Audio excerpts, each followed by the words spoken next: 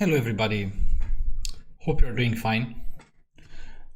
I'm not sure exactly how your day was. I had a very full day, and yeah, I guess some of us are already relaxing and having fun.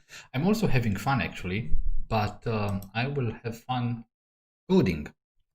And it's if you joined my other streams, you might know that I'm working also on a side project. It's kind of like a social network for a university.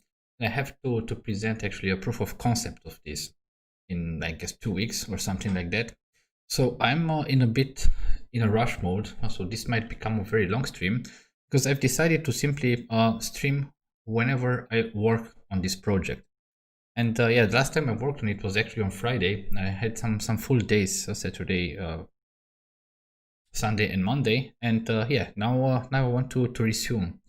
And what we did the last time was actually we added a server-side Blazor project because I decided to work on the front-end part, even if yeah the backend is not exactly what I would like to have. I started using domain-driven design, but actually that took a lot of time. So what I did with domain-driven design is also still there, of course. But right now I'm basically trying to wire everything up in a very non-domain-driven design way, and just to get it work and have a front end that I can present with some very basic functionality.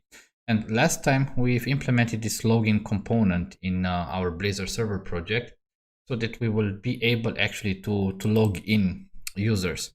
And yeah, right now we have a very simple model here that just validates the credentials that are passed in our form, and then of course it's just returns well a navigation to the homepage basically after the authentication takes place.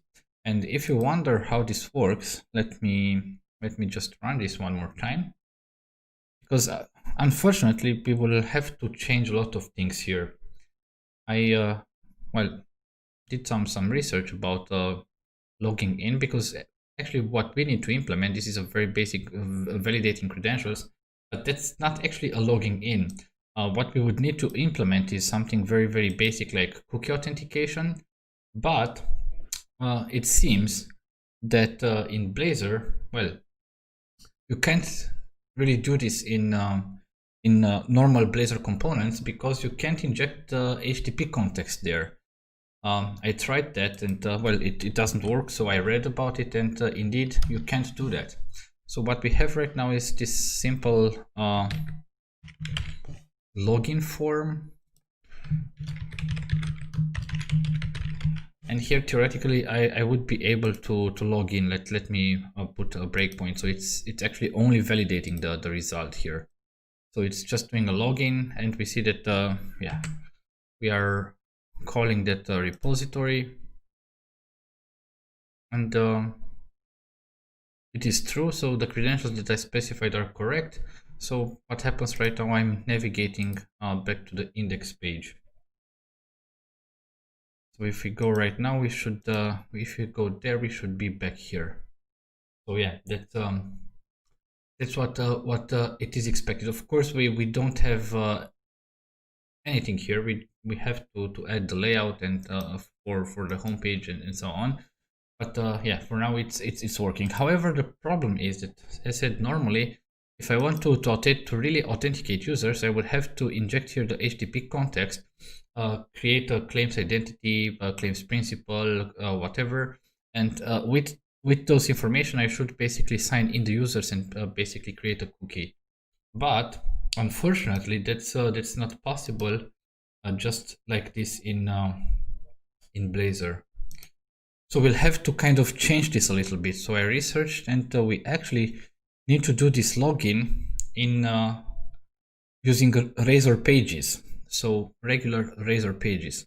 And I'm actually very new to Razor pages. I only work or mostly work with the MVC approach. So I guess that's the next thing that we'll try to implement here. So I guess, as far as I remember from Razor pages, to get to have everything very easily, I guess we should just create here a new Razor page, and we should name this Razor page Yeah, I don't want to use entity framework. Let's just create the Razor page here. Let's click add. But they didn't ask me for, they asked me for a name right now. So I will call this Razor page, I guess, login. And let's click add. Okay. So my login page is added, and they also added the code behind part. So this login model with the page model inheritance. That's I guess what's expected. However, this right now seems not to really work correctly. So let me open it again. It should be this login page, and yeah, here we have this login model, and we have to kind of take it step by step, and we should actually move everything that we have here in the Razor page. But of course, we won't be able to use these components like edit form, because this is a regular Blazor component. So what we'll have to do is, I guess, actually try to bind this directly to a model that we should create. So yeah, but before we do that, I guess in startup we should also add server side Blazor, add Razor pages. We already have that, so that's actually okay, I guess. And then I guess what we also need to add is add authentication to this.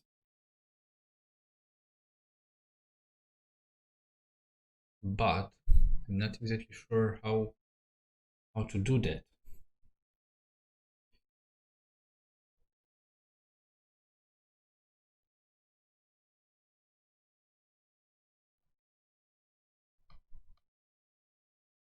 Just 1 second. I'm looking kind of in a project that I have separately to see exactly where how this should be actually done. Okay. Now in this configure we have use routing, and here we have the Blazor hub, and the fallback page is that should be okay.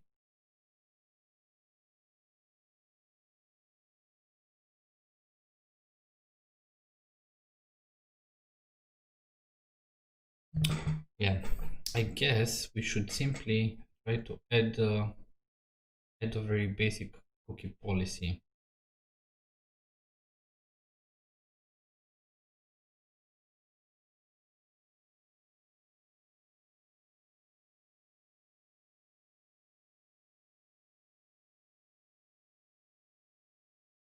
Hmm.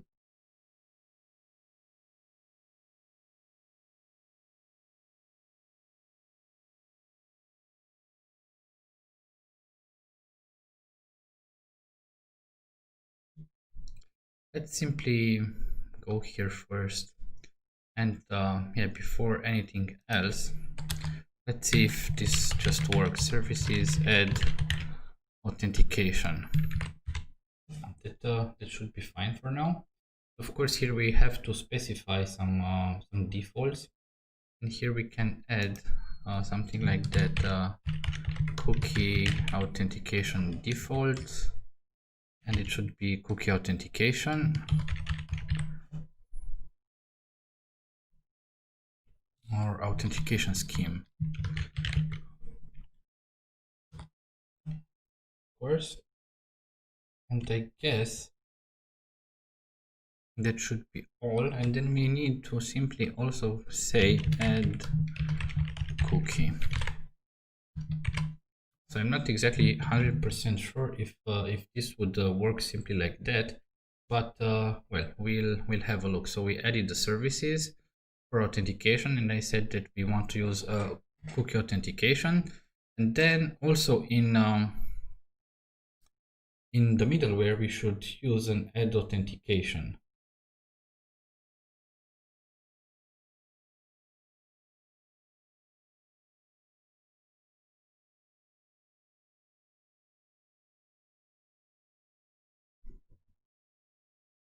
Yeah, let's edit here just right on top.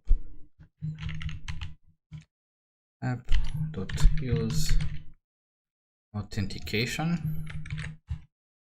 And let's also app.use authorization, because we'll probably want to create some authorization policies later. And here we need to provide some, okay.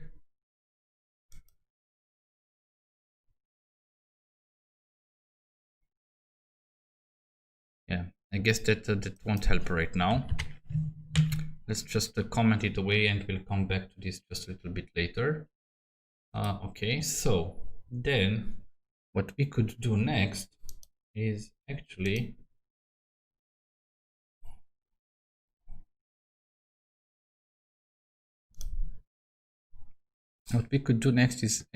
go back here and inject some things here. So let's create a constructor for this, and we'll need private read-only HTTP context, and we'll also need, I guess, private read-only I. It's our repository. How is it called actually?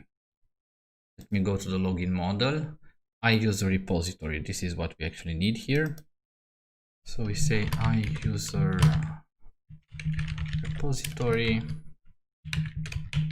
users. We will probably need to add some usings for this to work. And here, I guess we just have taken this HTTP context and the iUser repository. Let's call it users and assign it here.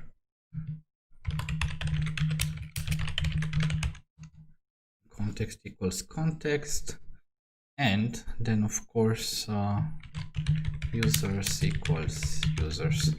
So right now we have the repository that we need, and we have the HTTP context that theoretically should be injected by default. We'll see if that really happens, and then we can use this context actually to sign the user in. This is how that should theoretically work. However, we'll still need to do some things here, because what we'll want to do is basically also use a model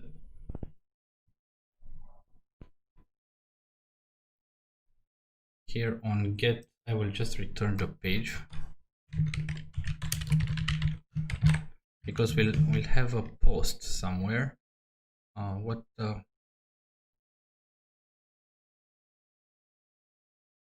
returns void? The return keyword must not be followed by an object expression. Okay.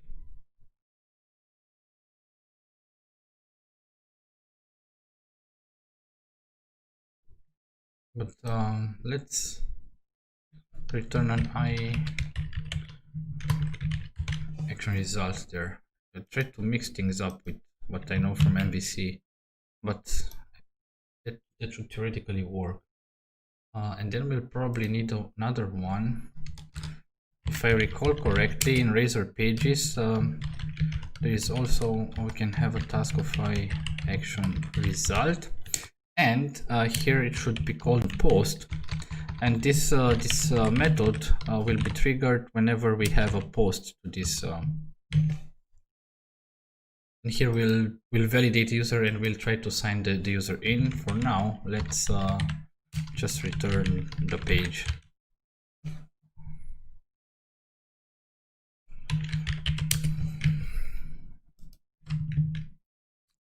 Of course, we'll need to implement some basic stuff there. But then what we'll also need, I guess, is the login model itself. But here we have this login model. This is how our code behind page is called.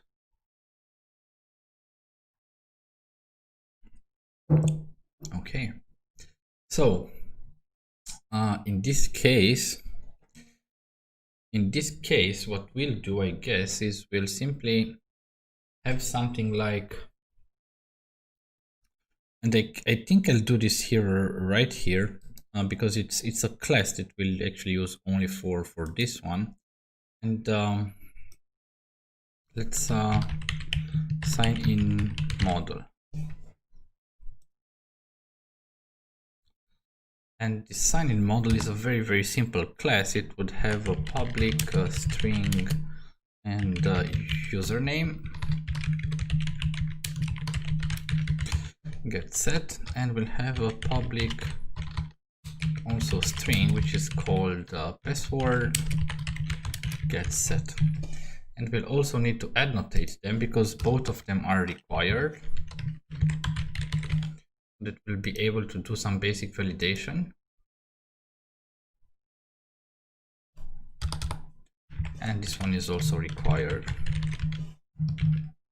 Okay, and then in our login model, you can simply say that we need a property that would be of type that we just created. So it would be public, and we called it sign in model.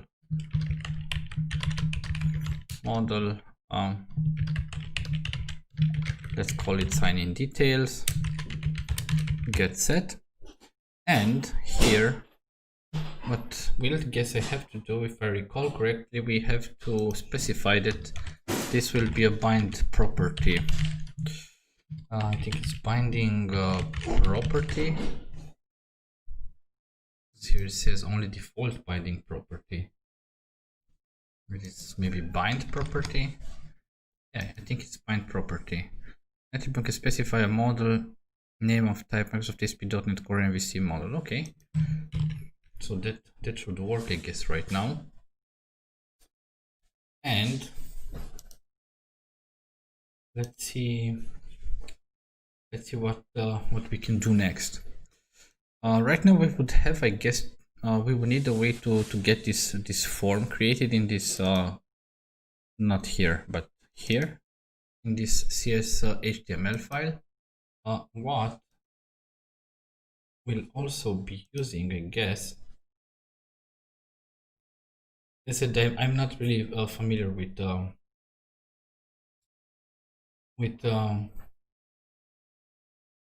what happens here in Razor pages. Is not something that I worked with a lot.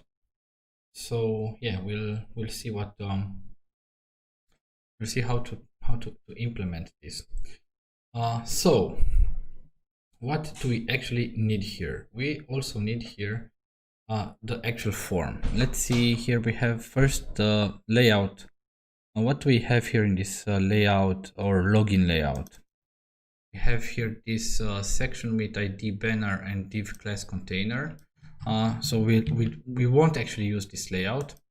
So in this case, we just click on, we just take this and let's move it here in this Razor part. Edit advanced. I always forget the shortcuts format document.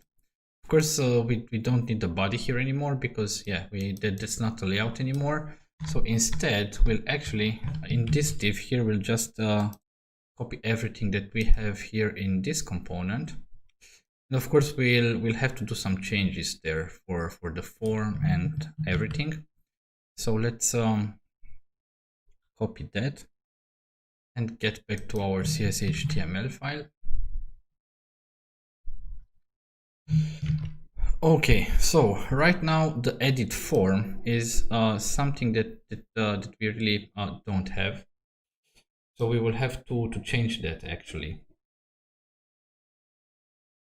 And here we should change this to a form. And here the only thing that we need to specify, I guess, it's the method, and the method should be post. Theoretically, when we then post this form, I guess that this on post should be actually triggered. And then we have, let's see, what do we have here? We have these images with the logo and so everything that we need here, sign up text, login, and then here we have this form. a data annotations validator. I'm not sure if that I'm not really sure if that that will work. Validation summary. Will they work here? I know IntelliSense doesn't tell me anything. And yeah, I have two errors. Let me see where are the errors.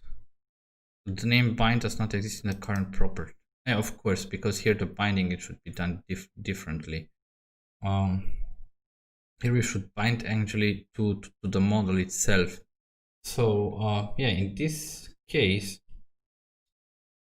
basically here for each input, here is the input text. Here this is also something that comes actually from that edit font component, and it's surely not here in Blazor pages. So I guess we'll have to just change that to input. And then here, I guess we don't need this closing, so we can do that right now. Okay, let me just do this here. And bind value is of course something that that doesn't exist, but I guess we should be able to say here ASP4. I guess it doesn't find the tag helpers. Maybe we should add them. I guess I have in that other project something similar. Let me just go here. So what have we actually done here?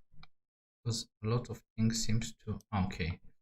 So we have the page, we have the model, and let's also just add tag helpers. I think we don't need this one. And right now ASP4, yeah, I guess that that actually worked. And here we actually don't have this login model, but we have this sign in details, and this is actually for the username. The placeholder is enter username, and then I guess we'll have to do something very similar also here. So it would be once again we should change this to input, not input text. And yeah, in this case we don't need the closing tag for inputs. And then here once again this is type password. The class we should leave for the CSS part. ID example email, yeah, we should also leave for the CSS, because I'm using a template that I actually bought from some shop, because I'm really not good at front-end stuff like CSS and so on. The placeholder is then password, and here bind, it's not something that we have to bind, but we say that it's ASP4. And of course this is not a login model, but it is sign in details dot password. And I think we just deleted the okay, what is wrong right now? They say that it's still an error here. I don't know, so it's 0 errors, but here am I the only blind one, or do we have here a red squiggly line? Because yeah, I don't know, we'll see that later. And then we have here the input type submit, and with the value login. So basically when we submit, I guess that what we should do is simply it should create a post, and then that post would actually trigger this iAction result here. So what we can do here, just to validate that that it works, we can take what we have here and I don't know, just try to copy and adapt it to what we actually need here. So we have here to await, but in this case the repository, this is just a regular field that I named here users, and here what I need to do is sign in model dot username. sign in details. Sign in details. The username and sign in details. Dot password. And of course, in this case, we don't have this navigation that we have in Blazor. But I guess what we can do is simply, what is it here? Return, redirect, or how it was, there was something like local redirect. Yeah, and here we have to specify the URL. And for now, we'll just want to redirect to the home page. Probably when we see that this kind of works like in proof of concept, what we'll actually do, we'll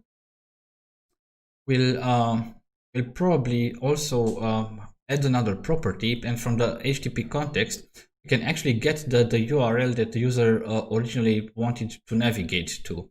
And if the user was not authenticated, the user should be redirected automatically to the login page. And then once we have logged the user in, then we should be able to redirect it to actually the URL that user actually wanted in first place. And here, of course, it complains because it just returns in this case. So if it's true, but otherwise, we can just, I guess, return the page, because we just want to remain on this page. And yeah, we don't have any errors right now. We don't have any warnings. So are you using identity scaffolding for out? Actually, no, I didn't scaffold anything. I'm usually against the idea of scaffolding, because scaffolding adds a lot of things to my application that we might not even be aware of. One thing that scaffolding adds is a DB context, or several DB contexts actually, for tables that we would have to create in the database. And as I said, what I want to do in this application, I want to get it running very, very fast. So I'm not coding it like I would do it really for a production application. So in this case, I'll just use the table of users that I already have, and I will just do a validation based on the username and the password. So if we go here in this validate credential, we see that we just search for the user that has this combination of username and password, and yeah, that's actually what we do. But I guess that's something that we'll add later. So yeah, coming back to this idea, what we add here is a very, very simple cookie authentication without all the other ASP.NET Core identity setup, like tables or whatever. We just want to do cookie authentication right now, nothing else. Okay, let's then go just back one more time,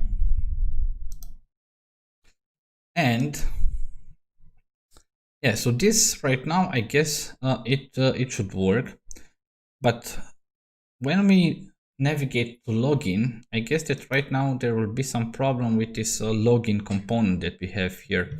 But what we can do is we can just simply delete it, because we won't need this login component at all. As I said, in Blazor server, it seems that if you want to do cookie authentication, you just need to do it using Razor pages. So you can't really do it. You can't really do it in a login component, because you're not able to inject the HTTP context there. And in order to sign a user in with cookies, you need to use the HTTP context, and we'll actually do that in a few minutes from now, I guess. So yeah, right now we have deleted everything that we had in that login model. Let's just try to rebuild the project first. I'm just curious if everything goes fine.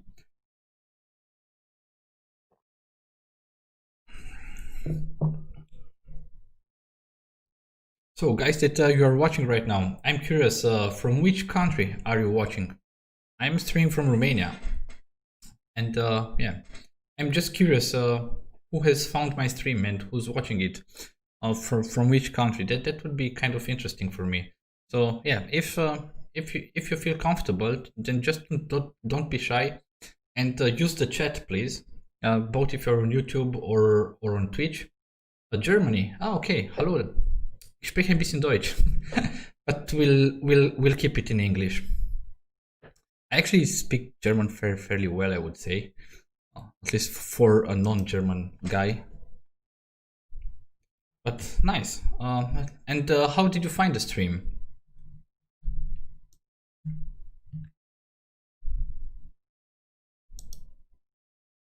Okay, so it built. So let's try to see. I'm really curious if this works, because as I said, my experience with Blazor pages is very limited. I mostly used the MVC approach. So right now, theoretically, if we would like to go to login, okay, unable to resolve ASP.NET Core HTTP context. Okay. I guess that's something that I encountered several times, and I guess what we could do here is in configure services.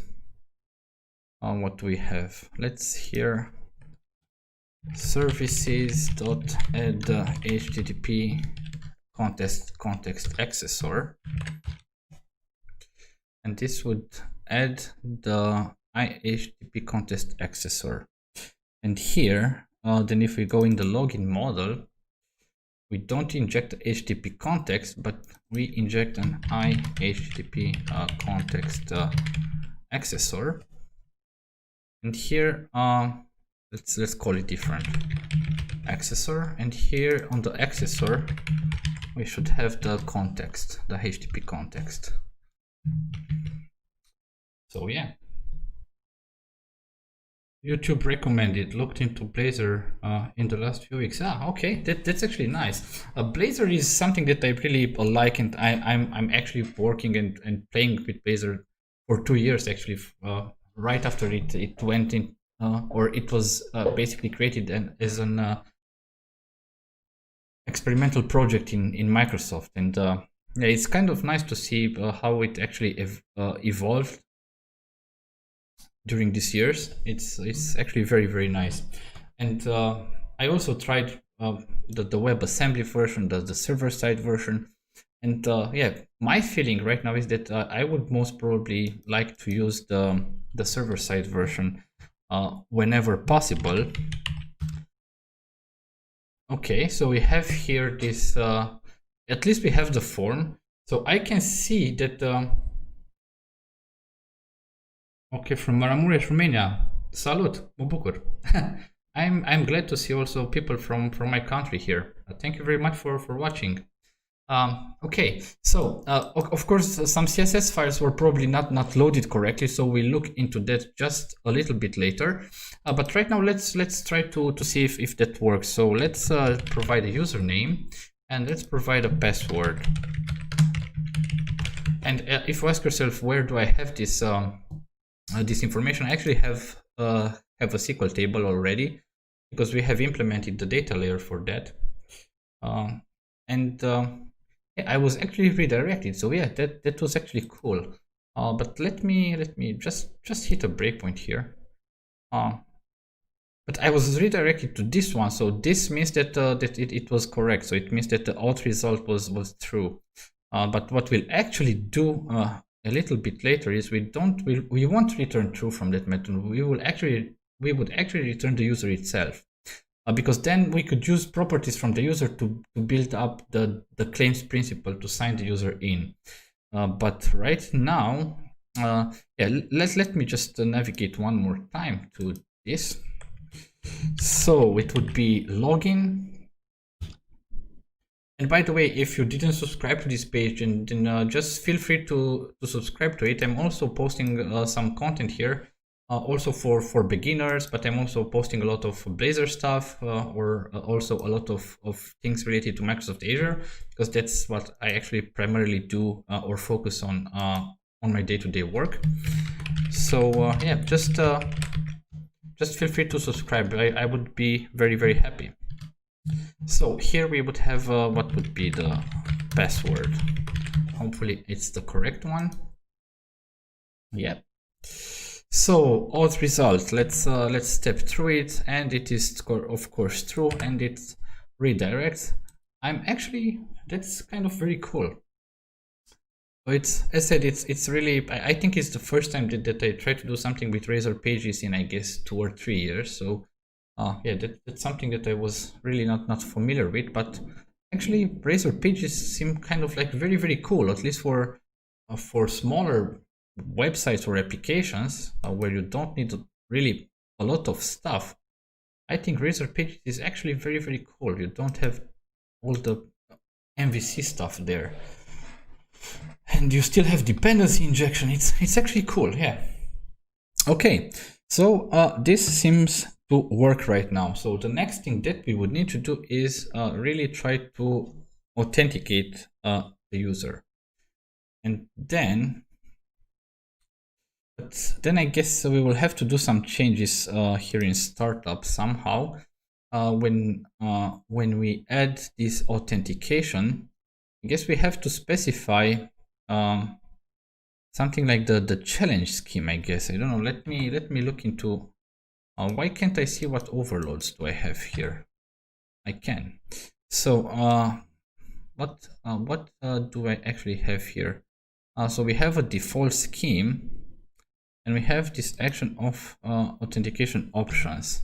And I guess in authentication options we can set the default authentication scheme, the default challenge scheme, the default forbid scheme, default scheme, and sign in, sign out. Okay. So I guess we will try to use that one, because I guess we will have to specify a scheme so that the application should know when a user tries to actually access a page, even the home page, and if the user is not authenticated, it should be actually redirected to this login page. But I guess we'll take care of that just a little bit later. However, what we can do right now, the first thing I said here in this this login from this repository, what we actually want to do is not return a true or false, but just return the user, because we could use the properties of that user to just generate some claims that we will use maybe just a little bit later for creating a cookie that we can use. Then of course we can then use the claims in the application to perform certain type of tasks. So let me go actually to this validate. So here and here we can actually, we don't even need to return something here. We return the user. So if the user is null, well, then it is null. But then actually we don't even need to create a new variable. We can just return that. And of course, okay, but what is not? Wait, want to be convert from type. Okay, because I want to return a task of user, not a task of bool anymore.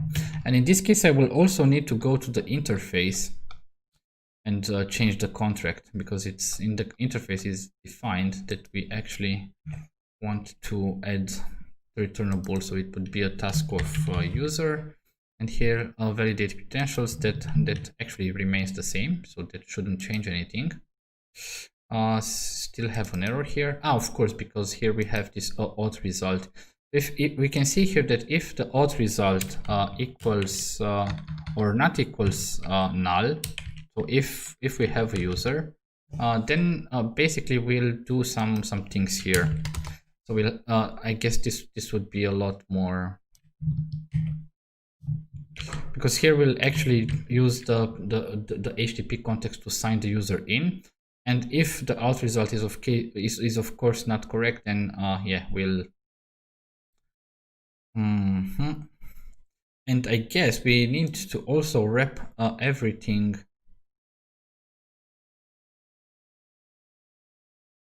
I guess we should also wrap everything in.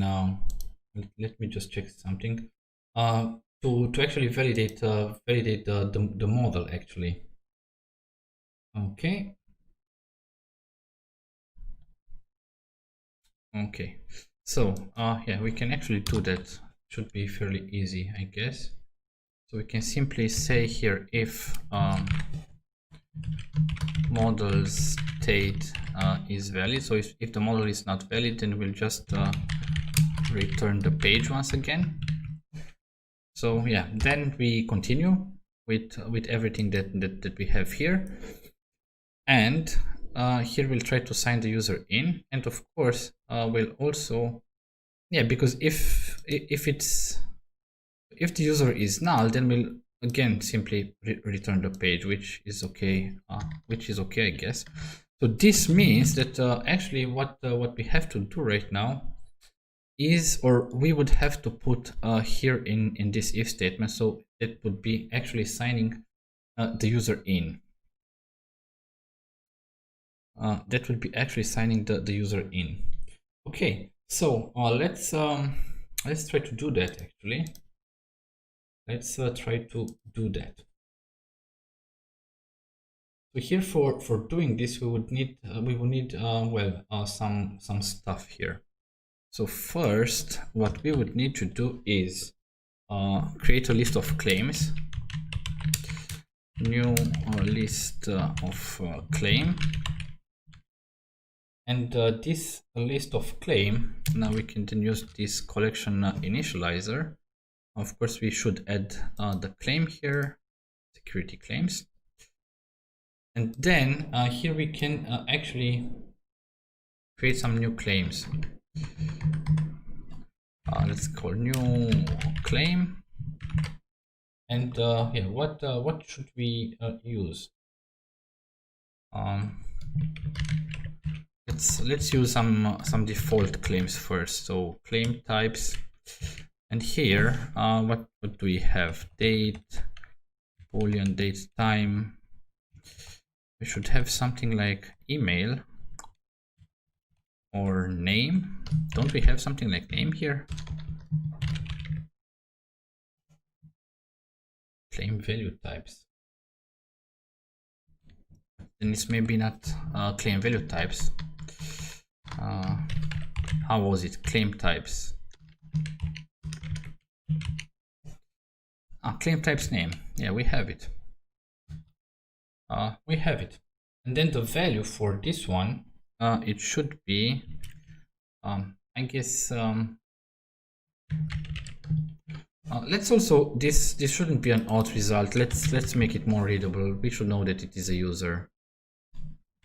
So we should know that it is a user. And then we want to add here semicolon, of course, and here user. What we have on user? We have the name on user, and the name. I guess the main problem with the name is that it's not a string, but I think we have overridden the toString here in this name in our domain. So public methods. No. So don't we have an override for toString here?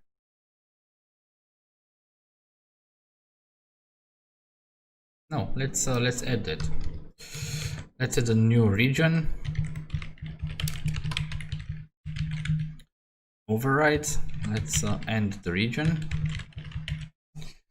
And here public override string to string, and what we will want to return is actually the combination of first name and last name. I guess this is the name that we want to return. So we'll see, we just return, let's use string interpolation. First name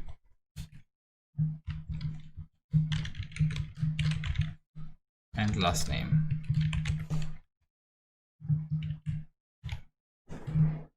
Okay, that should do it. So right now we have an override for this toString, and if we go back, it doesn't know how to use the override. In that case, we'll call it, and it should be fine right now. Okay, then what other claims can we use? We can just put a comma here, and I guess we have also the email for the user, or am I wrong? I guess we'll see that. Let me just check it. Okay, so I see that guys on YouTube, you rock. I have more viewers on YouTube than on Twitch. So if you're just curious, you can also follow me on Twitch. It's if let me maybe just put the channel in the chat, just out of curiosity, if you want to follow me there. The difference is that mostly on Twitch I stream also things that I don't stream on YouTube, also regarding programming, but I also sometimes stream when I play chess. I'm not really a very good chess player, but still I like to stream it when I lose at chess. So if you want to follow me on stream, then yeah, just feel free, feel invited, and yeah, we'll be able to catch up there. Okay, so we have this claim that is the name. Then we have here new claim. Let's see what else do we actually need for this user. Let's see, claim types. What do we have? We don't have roles right now, but I guess that the user should have an email. Let's see, user dot, it's an email address, but I guess that this email address has a toString method. Let's look into it, but I remember that I've created an override to it, and yeah, it has, and it should be something like that. Okay.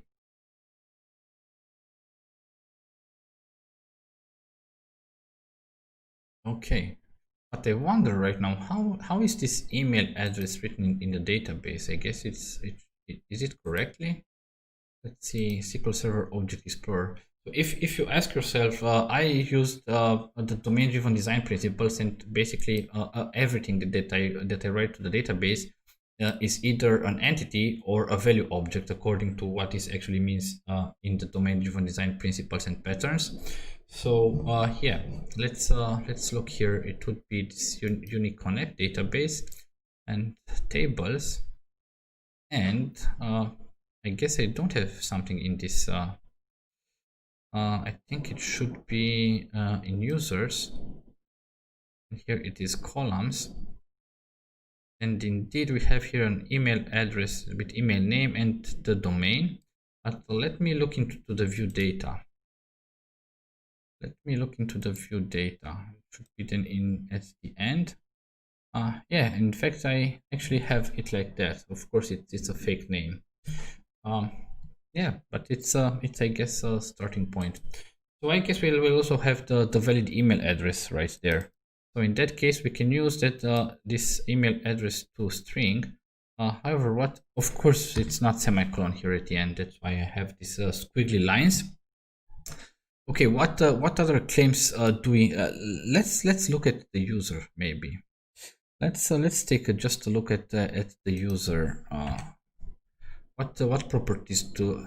I guess we have the user type, and the user type I guess is something that we would need, because based on the user type, there are things that we might want to display. So we could basically use this type of claim to do some basic authorization. So we certainly need this user type, but this user type is for sure not something that we would have under default claim. So yeah, let's add the user type here. New claim.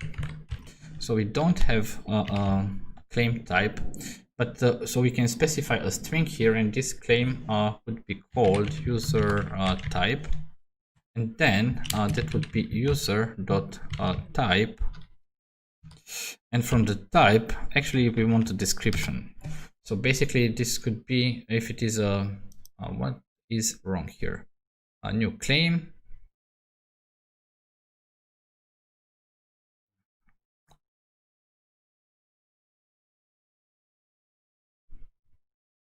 So what is argument to cannot convert from a string to system security claims identity? But why? Why shouldn't this be, or why is this not possible? Why is this not possible?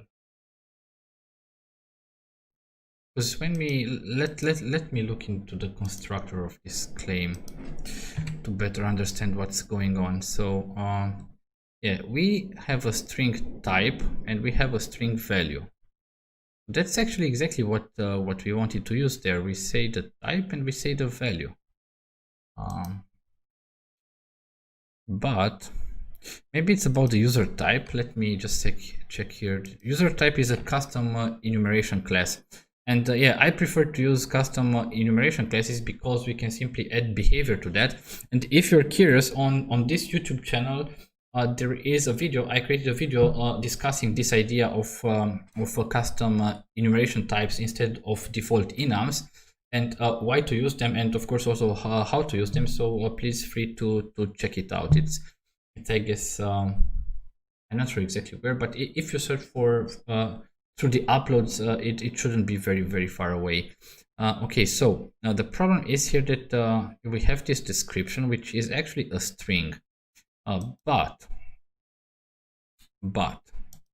so basically the implementation is here. We have a lot of generic things here. We have implemented equality, of course, and we have implemented because we can call this, we can call this directly to string. So I guess that that should help. So it's user type. We just don't want to return the description, but we say it's toString. Okay, still doesn't work. Okay, let's check again. Returns a string. Okay, argument 2 cannot convert from type string to system security claim identity. But why does it expect a claim identity? Oh, of course, I guess I know. It's not JavaScript, so we need to use double quotes. We need to use double quotes. Yeah, it's actually that easy. So then we have this user type that we have as a claim. I guess that for the claims right now, that's actually everything that we would need. And the next part of this logging in would be to create actually a claims identity, claim identity, and this would be equal to a new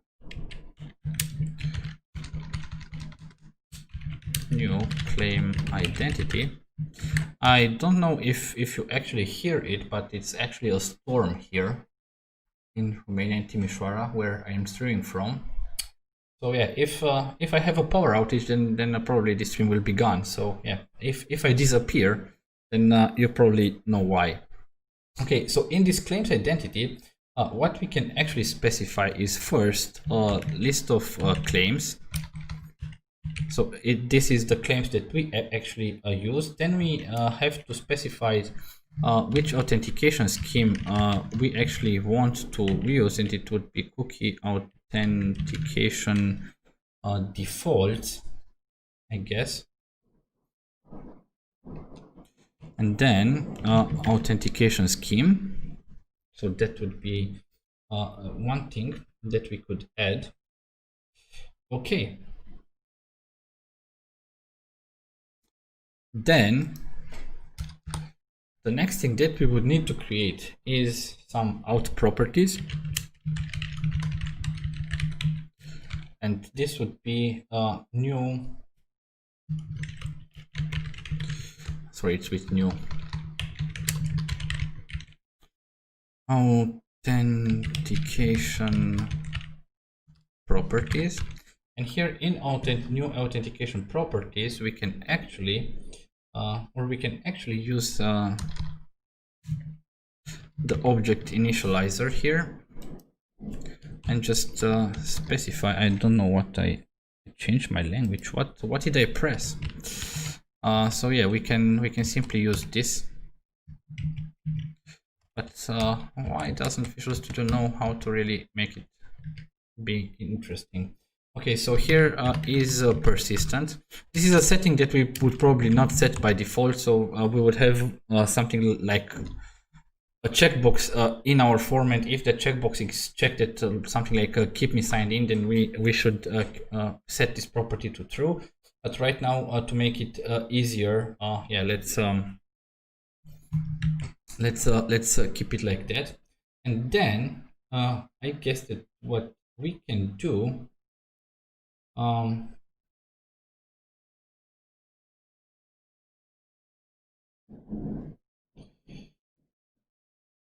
we can do is right now we can create actually a new claims principal. I think that would be the next step. Var principal equals new claims principal, and here in this claims principal we would actually need to provide this claims identity. And with this claim principal, we can actually right now sign the user in. So what we would do right now is, and let's see if that works. Await. How did we? When it's async task? Of course, it's not with underscore. Sorry for that. So we have to await, and it's how is context. So it's the context. So we await, and we say here context dot sign in async. And here in this sign in async, we have to specify the scheme, which would be cookie authentication defaults authentication scheme. Then we would also need to provide the claims principal and the properties.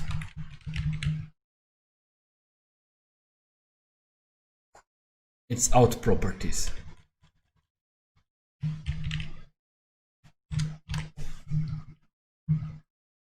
So right now I guess that we could actually test. I guess that we could actually test this. So let's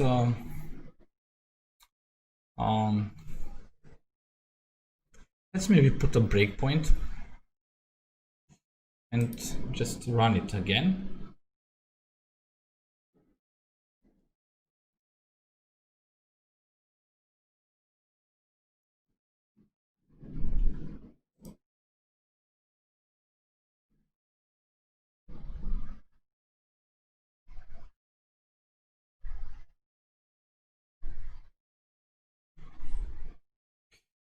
Okay, it's on the other screen. It's on the other screen. So we would have to go to login.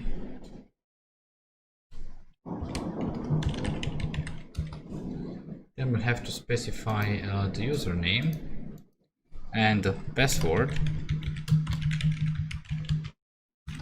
and hit the login.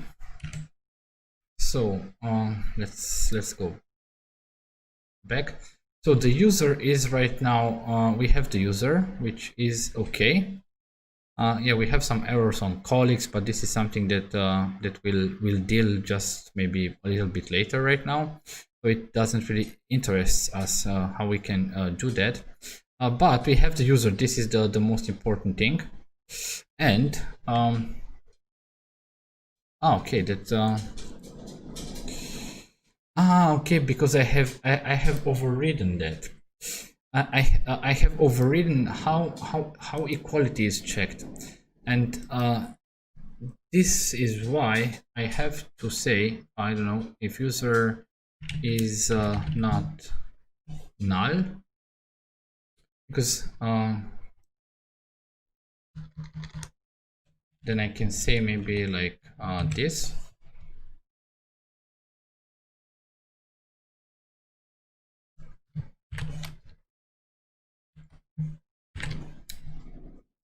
So if the user is null, then this will return true. So if it is not true, let me just think through that. So if the user is null, then we want to do that. So if the user is null, that would be true, and that would be negated, so it will become false. So if the user is not null, that would be false, and it will negate, it will become true. So I guess it should be correct. Let's try to run it again. Let's try to run it again and see how it works this time. Let's see how it works this time. Let's just wait. Okay, now we can go to login. Let's once again provide a username, provide the password, and hit this button. Let's await the context. So we have the user once again, and let's see what happens right now. So right now we get into this if, which is correct. So we get these claims, we get a list of claims, so we get these 3 claims, and then we get this out properties, claims identity, it's also created, it should be fine. And then we create this new claims principal, that's also not null. And before we go further, what I would like to do is bring up the developer tools, and where should be this should be under security, I guess. No, application. There should be cookies here somewhere, I guess. Cookies. So let's see a little bit. What cookies do we have? I guess we have some cookies that app consent is set to yes, and yeah, those cookies are set by ASP.NET Core. And the consent is set to yes, I get for the reason that we simply add this cookie authentication, and we didn't set it to false, I guess. And this anti-forgery token, I guess it's generated to just be able to create that post request. So these are all the cookies that we have right now. I would expect that after we go further, I would expect that there should be a new cookie right there. And let me just go further. I was redirected to the page, which is correct. But where is right now? And ASP.NET Core cookies.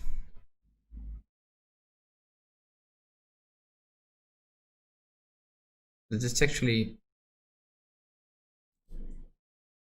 exactly the same cookie.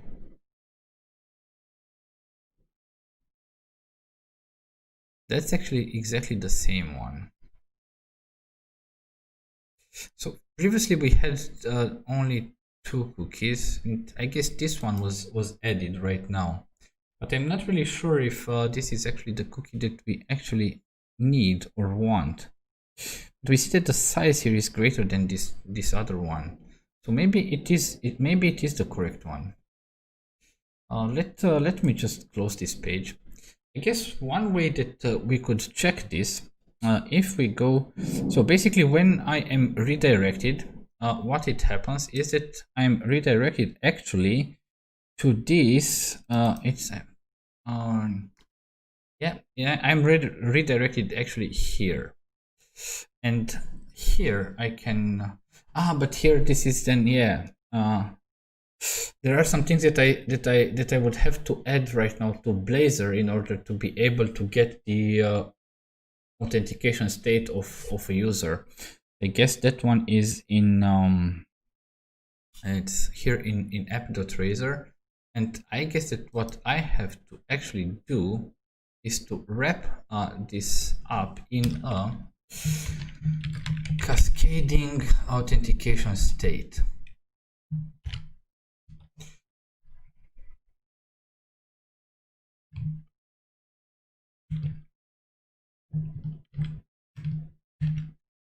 Let's format this so it would be on edit. I always forget the shortcuts. Control K or Control D. So right now, if I remember correctly, I should be able to get the authentication state of the user, but I don't really remember exactly how that is done. So just let me check a little bit.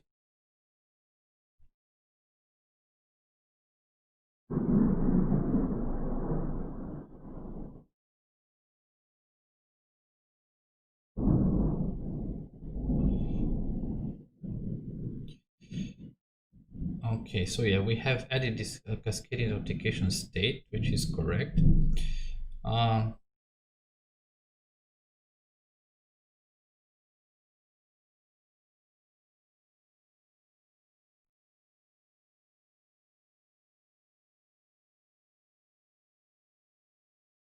But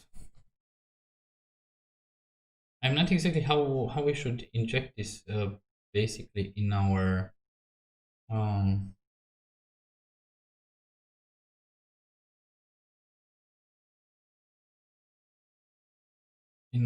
component to see if the user is authenticated.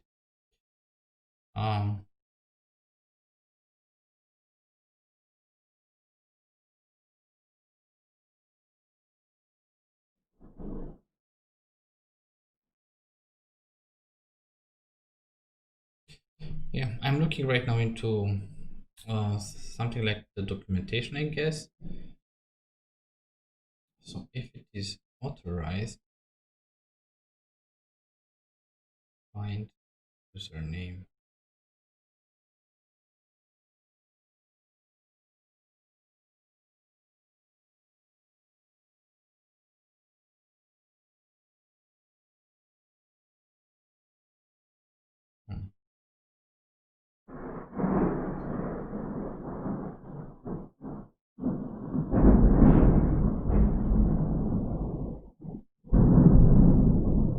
Yeah, so it's just a little bit stormy, I would say.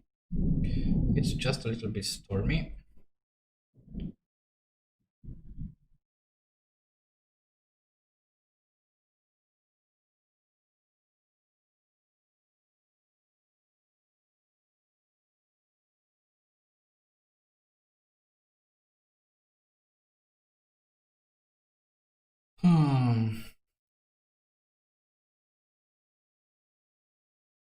Let me just bring the feature documentation.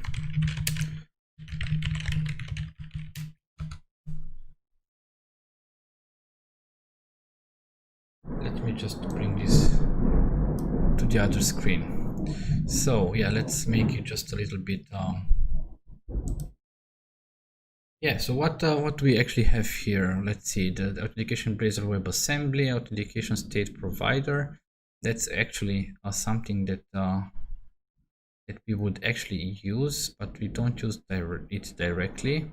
The authentication service can provide the current user's claims principal data as shown in the following example. Okay, so I guess that's actually what we need, because we just need to get that. So we have to inject this authentication state provider.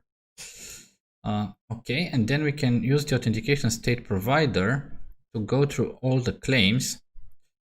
And yeah, let's just do that.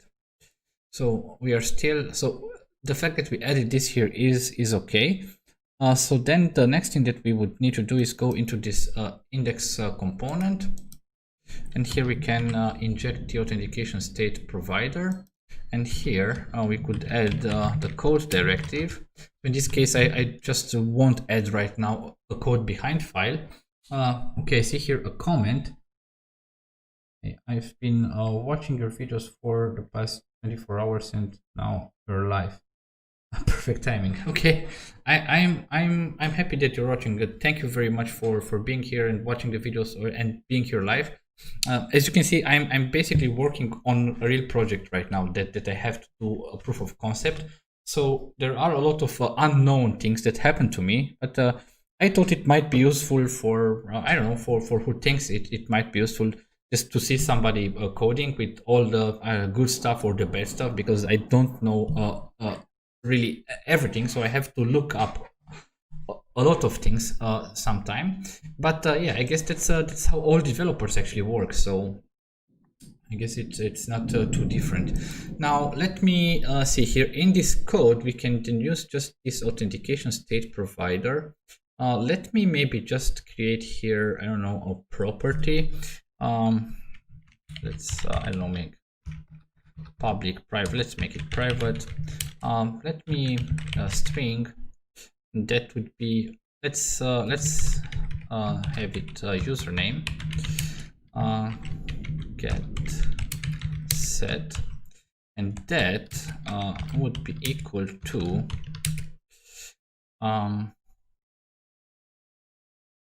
actually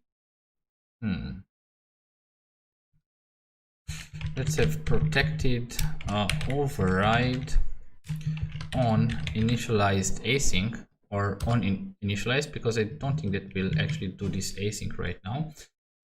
So when this component gets initialized, what I want to actually do is set var username should be equal to authentication state provider, and here what was it, get hash code, get type. Actually it's I think it's get authentication state async. Let me just check once again. How do they do it here? So on click get claims principal data,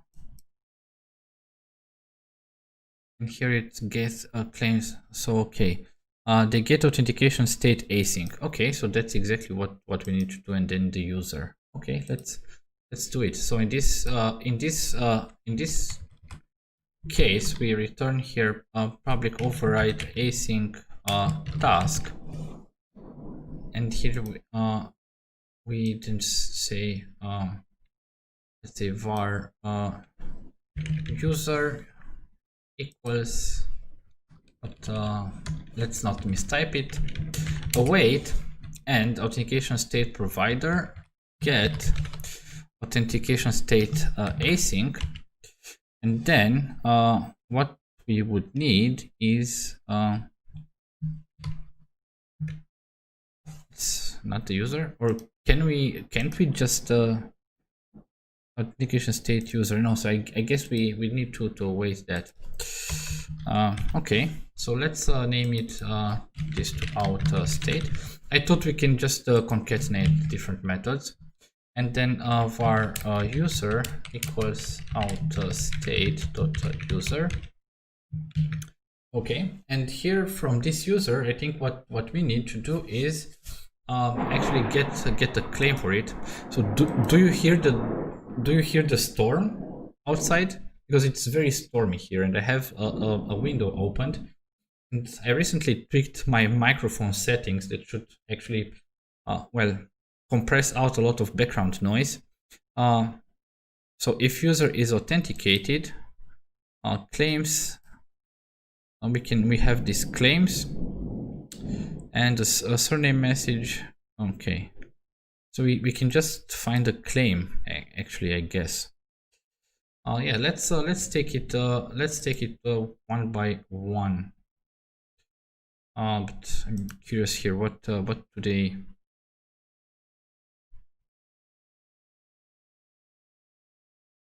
It's here an async. Yeah, they didn't actually get claims principal. They put this on a button, not when the component gets initialized. But we'll look into that. Okay, so we have here the user. Let's have it var claims equal user dot claims, of course. But yeah, and right now these claims should be actually an enumerable of claim. So that would be in this case var var username, or let's maybe get the entire name, var name equals claims dot first or default, and here I guess we can specify that we want to we look for a claim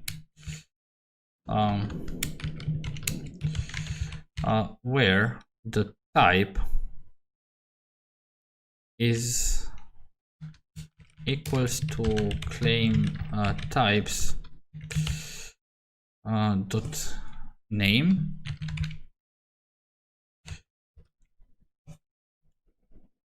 So this would actually be only the claim for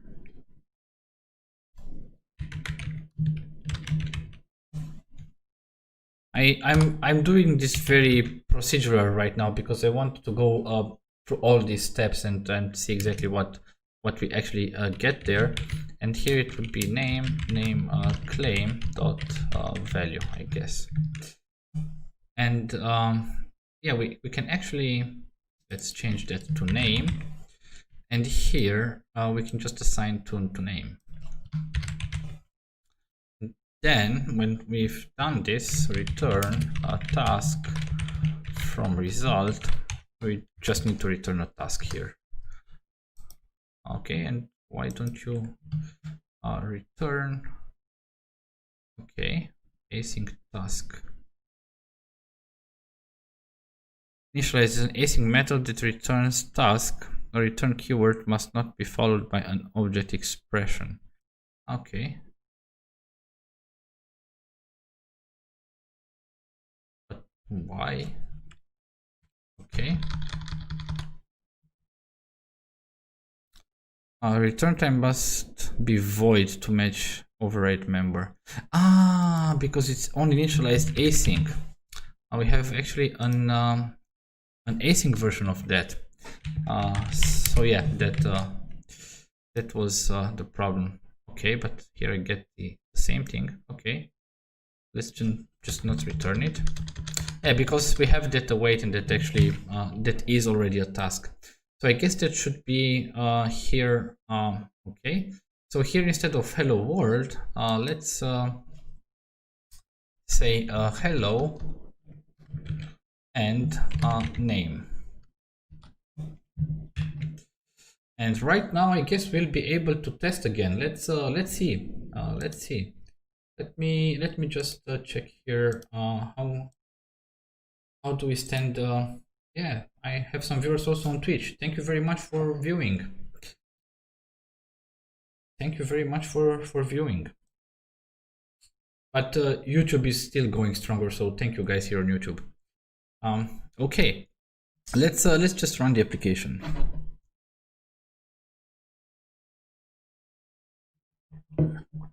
Let's just run the application, and let's see if this works. Let's see if this works. So we have the cookie that is clear.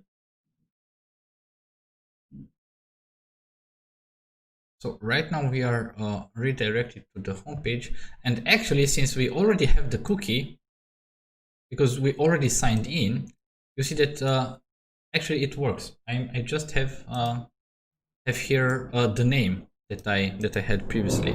So if we go here to cookies and we just delete this cookie, delete, this is how we can check again.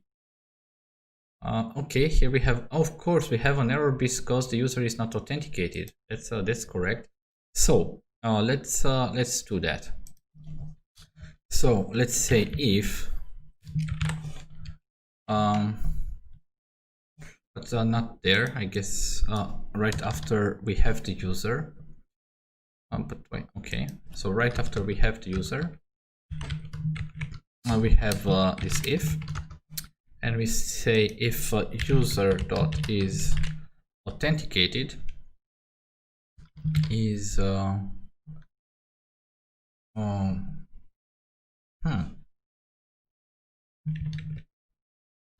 but I don't have this is in role. So we have identity. Was it under identity? Yes, it's under identity, is authenticated.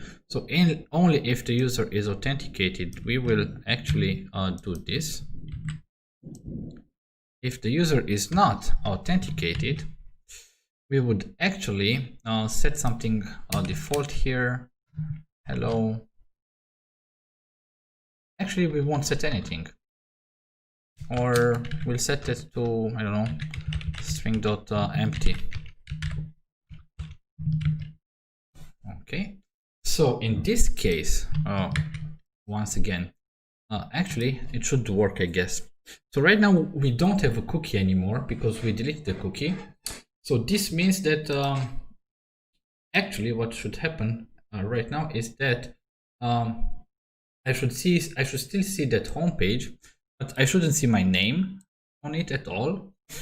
So then I will go to login, and when I will be redirected back, then I would expect that my name would appear. So you see that here we have only hello. It's of course we have this comma there, but yeah, there's no name because I'm not authenticated. So if I go here to login, and let's log in.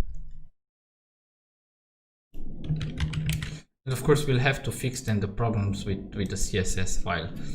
So here we have, because I guess we'll have it to, I guess we have added all the CSS files and the JavaScript files in that imports or in that host. But I think that host is actually not applied here because this is a Razor page. So yeah. We'll look into that, but right now let's provide a password. So we are logging in right now, and here you see that it works again. So yeah, each time I refresh it, it should work. And even if I close the application, if I restart it, the cookie should still be there, so the authentication will still work.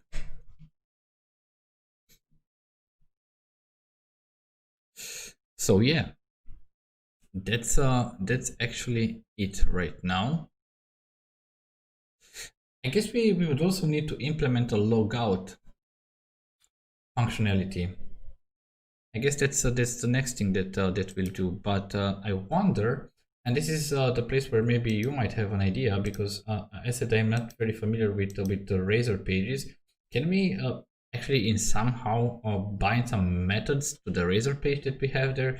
Like I wouldn't like to create a different Razor page for the logout, but I guess I will have to. So I guess it won't be by default there. But right now the application is here, and you see that I'm still logged in, so it's still working. So yeah, that's fairly cool. That's okay.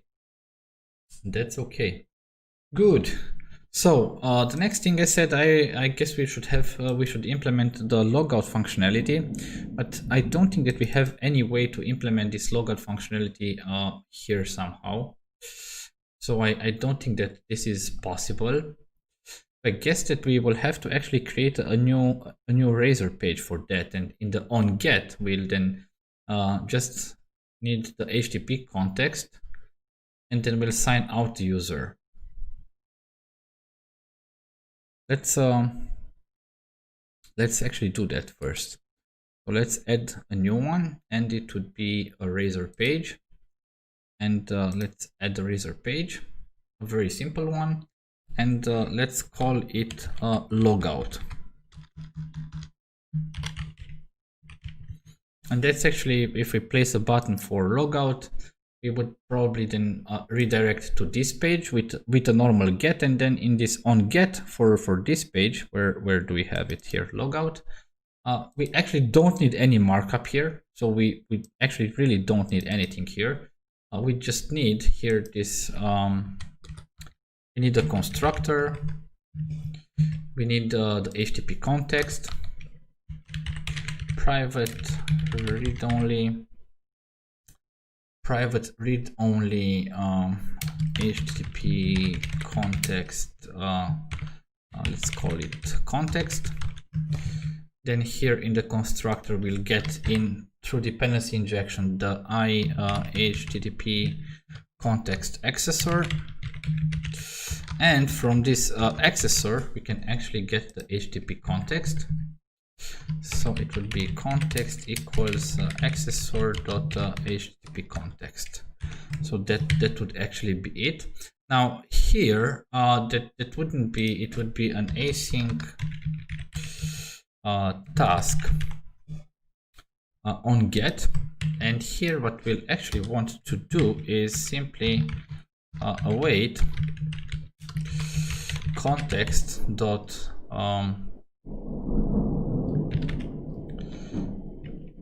sign out async. What we need to provide here in this sign out, it has 3 overloads. Let's look into that. So one, we have the authentication properties, then we have the authentication scheme and authentication properties.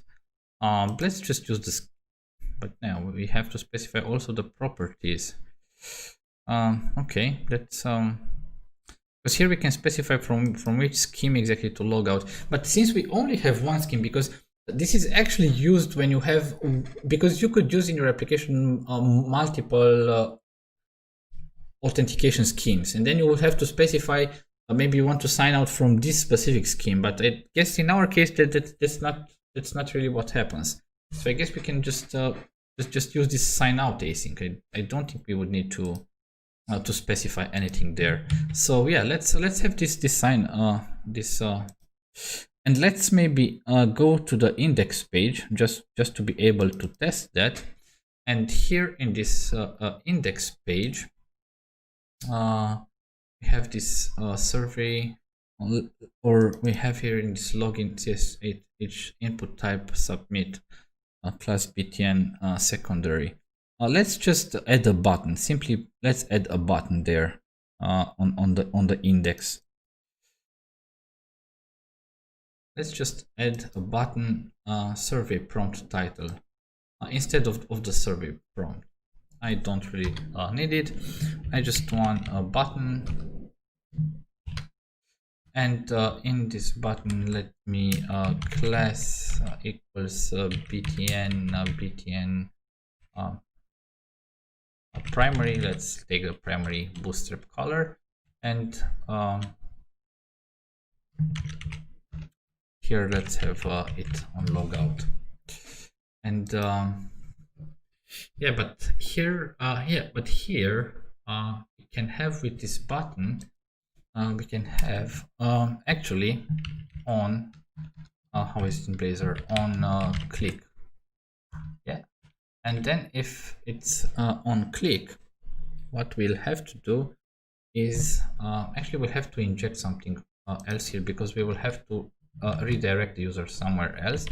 So inject navigation manager, and here let's call this navigation. So on click we will execute a method that is called logout, but we don't have to actually specify. So let's in the code, let's it would be, let's make it private, void, it doesn't return anything and just has to be called logout. And then we would simply use that navigation dot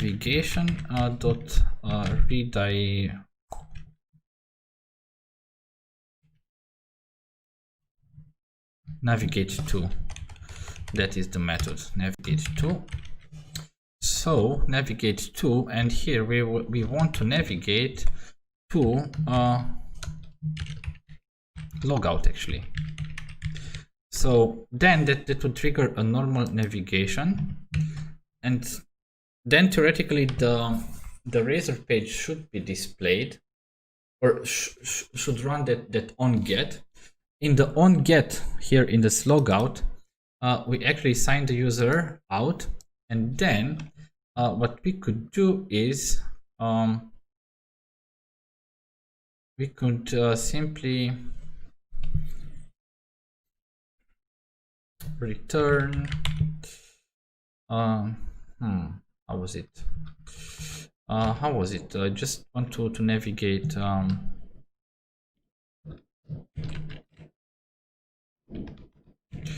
Return local redirect. So after I have signed in, I just want to return the user to the index page. Okay, and here it says that return, since logout is not an async method. How is this not an async method? Logout model on. Why it is not an async method? Because it is marked. Return type must not be forwarded by an object expression.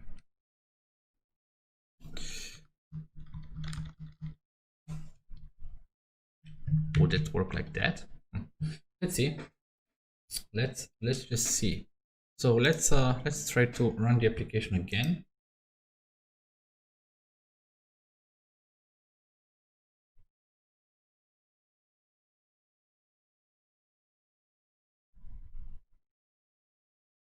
Yeah, the application runs, or it's still starting. Let's move it here once again. So right now, let's see what do we actually have here. What do we actually have here? So I am logged in. So right now I click on this logout, and I am actually, I don't know, I'm on the logout page. But why wasn't I redirected actually here?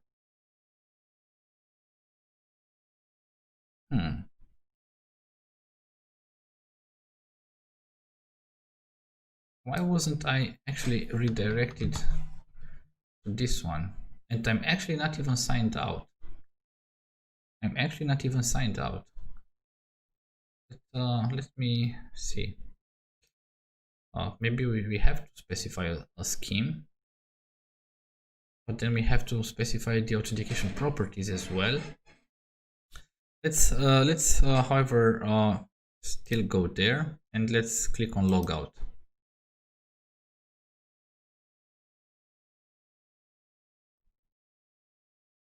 Actually, that didn't happen at all.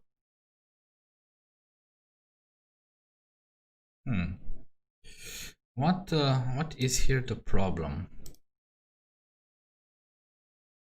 Because right now I'm on the about. Why am I here? Sorry, there's nothing here at this address. No, you're redirect to logout and not logout. Okay, thank you very much. Thank you very much. So let me go here. I guess it's in the index. Where is the index? Oh, okay. Yeah, thank you very much. That was nice. Thank you very much. Let's try again. Hey, it redirects to a page that it actually does not exist. Thank you.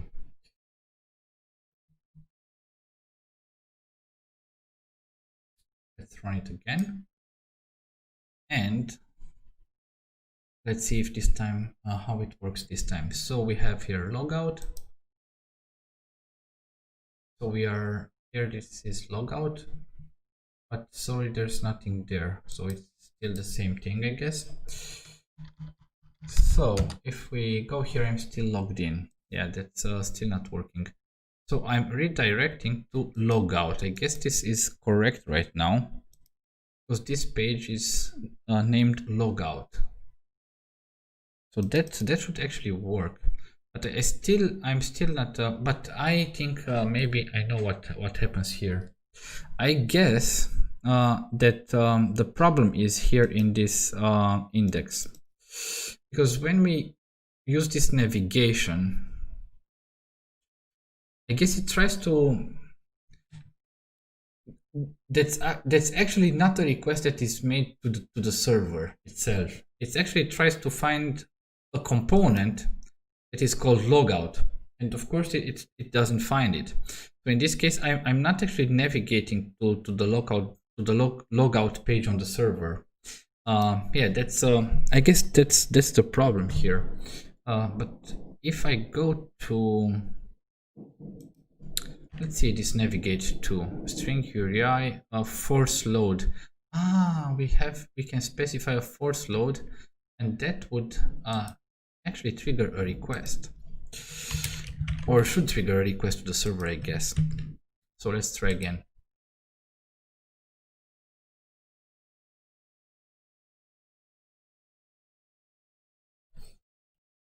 Okay.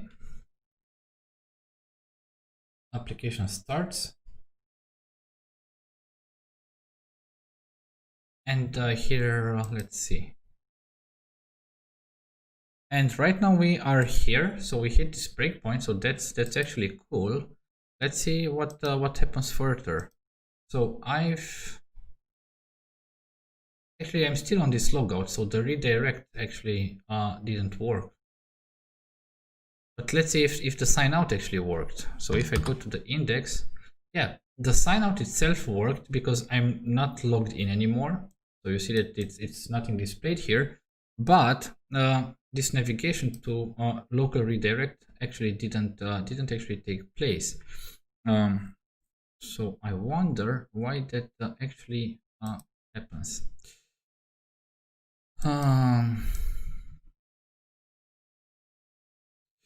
So what else can we actually do? Redirect creates a redirect result object that redirects status code found to the specified URL. Let's try without normal redirect and just pass in that string. It should let's see.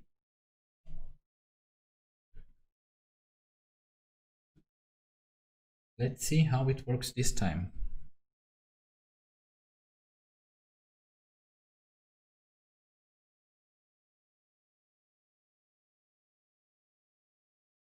Okay, so it's still on this other screen. Of course, I have to log in first in this case. So log in here. Yes, let's just provide the username and the password.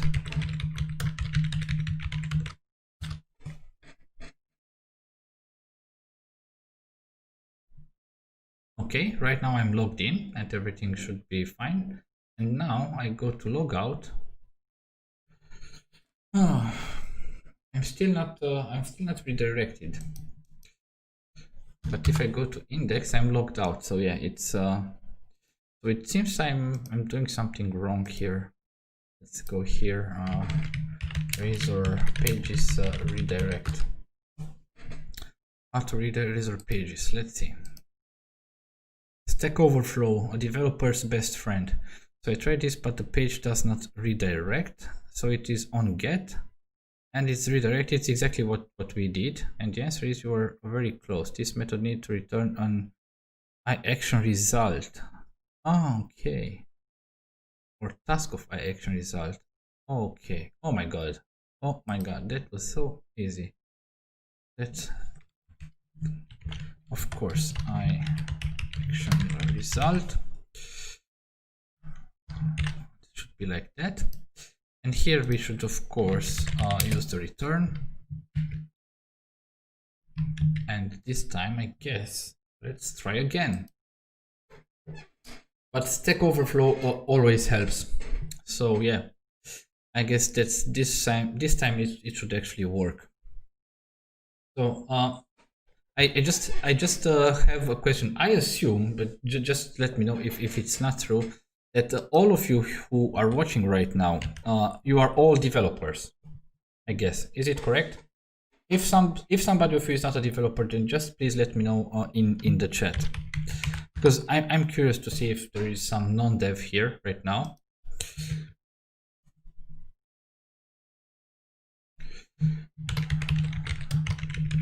Let's use that secret password.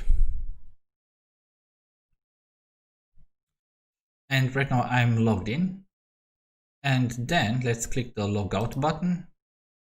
And yes, this time it worked. So right now I was redirected back, and since I'm logged out, I'm actually very excited that this works right now.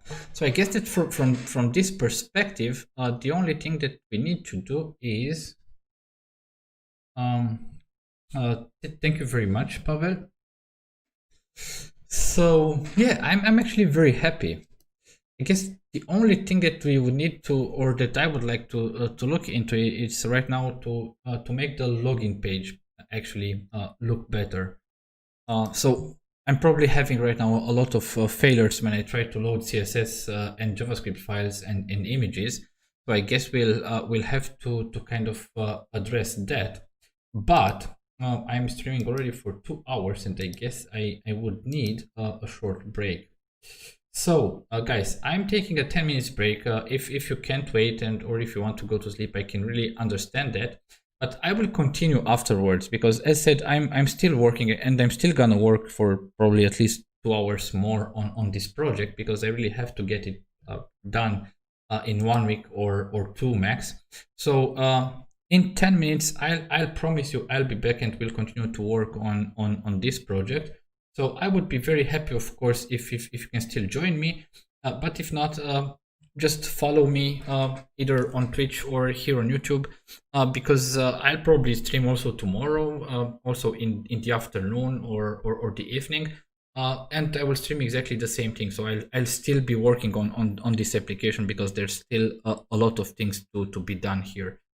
So yeah, once again, I'll take a 10 minutes break. You'll see a screen that basically indicates that we are on a break, and we'll be back then in 10 minutes. So I really hope that you're still here with me afterwards. So stay tuned, please.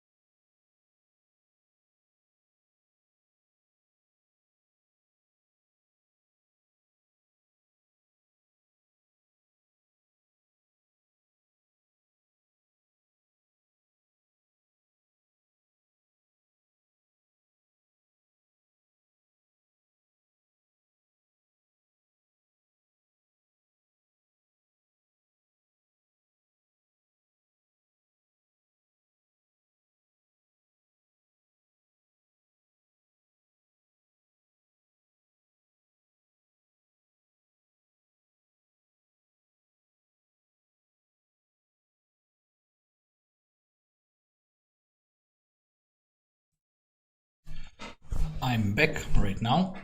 Sorry, it took, I guess, a little bit longer. I also had some dinner.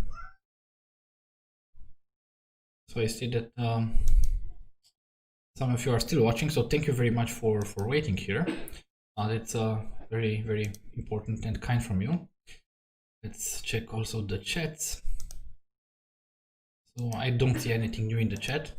Once again, if you want to say something or if you want to get engaged, ask questions, maybe come up with ideas, help me out when I have the difficulties, then just don't be shy and use the chat. Okay, so what I would like to do right now is to actually take a look why the CSS is not loading correctly. So I will try to run the application once again, because I will look in the developer tools to see exactly, first of all, if requests are made for static files that we need, and then to see if the requests are made, to which exact URL this happens.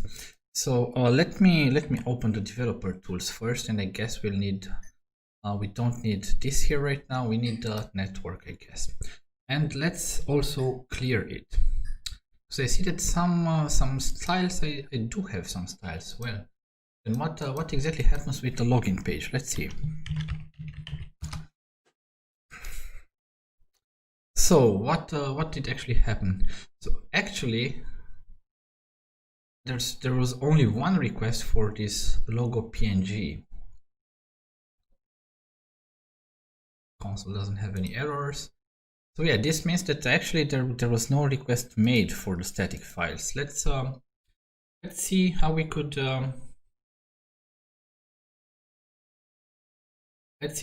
improve that. Let's see how we could improve that. Yeah. Let's go first to this. So in where is it? It is the host. This is host CSHTML. This is actually where I put all my my scripts files. It actually loads this. So I guess because it loads Blazor, it loads this script file, and it probably also loads all these other files when we go to the index. But it actually doesn't load everything that we have actually here, I guess. Because let me go once again to the page. I would assume that we don't have all these meta tags and everything here in this header. Let me just check if that's correct. So my assumption is that if we are on this index, I guess that those elements should show. So we have here the head, and here we have all the meta tags. That is correct. But if we go to login, my assumption is that we don't have that. So let's take a look. Let's go to the head, and indeed, the head is empty. So the head is totally empty in this case. This is because it is not using the layout. But the layout is actually a Blazor component, so I don't think that will actually be able to use it here. But let me just try this. Let me add the head in this login CSHTML, but not the logout. The login is what I actually want. But that won't actually, I guess, add me the entire. But what I could do here is actually maybe creating the all HTML thingy, and here we would have the head. Then we would have the body, and this section is actually what we'll have in the body. So let's take it away, and then in this body, right after the section, I guess we could load all the JavaScript files that we need. for this template. So let's go to hosts once again, and I guess that would be all these script files except the one that is for Blazor server. That's not what we need. So let's just put it here. Let's put all the script files and just let's check if it knows from where to. No, it doesn't actually know. It doesn't actually know from where to take them.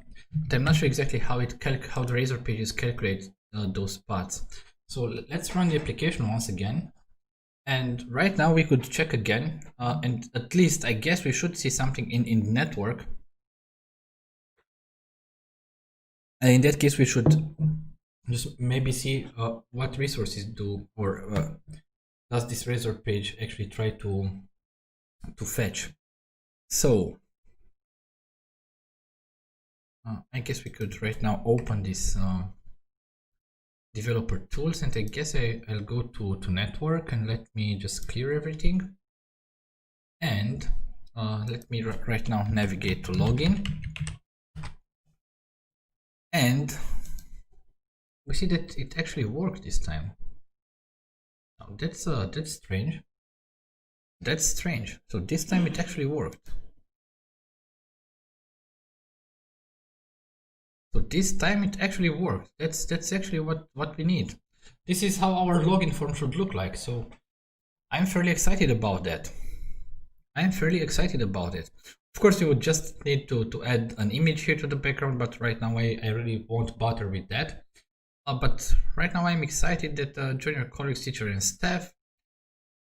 This is the logo. We'll eventually replace that with something else at a later point. And then here we have this login, and I guess that login should still work.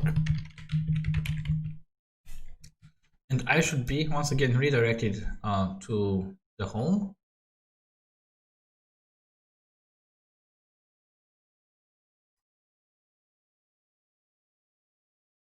Why wasn't I redirected? Why wasn't I actually signed in this time? What did actually happen? Let me open once again the developer tools and see things that happen here. So let's go to the login page. Let's clear everything. It's also, yeah, console is also cleared. So let's try to log in again.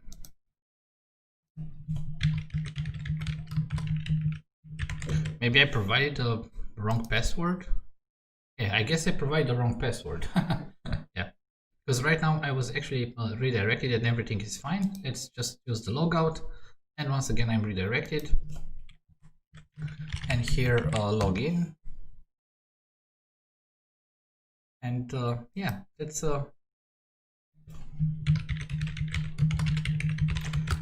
actually working.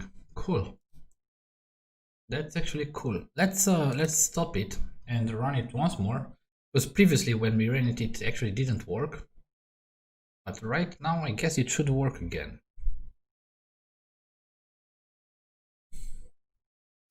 Let's see. So then we have also fixed this styling problem with CSS files and JS files that we would need for this template. So once again, let's go to our login, and everything seems to work. Secret password.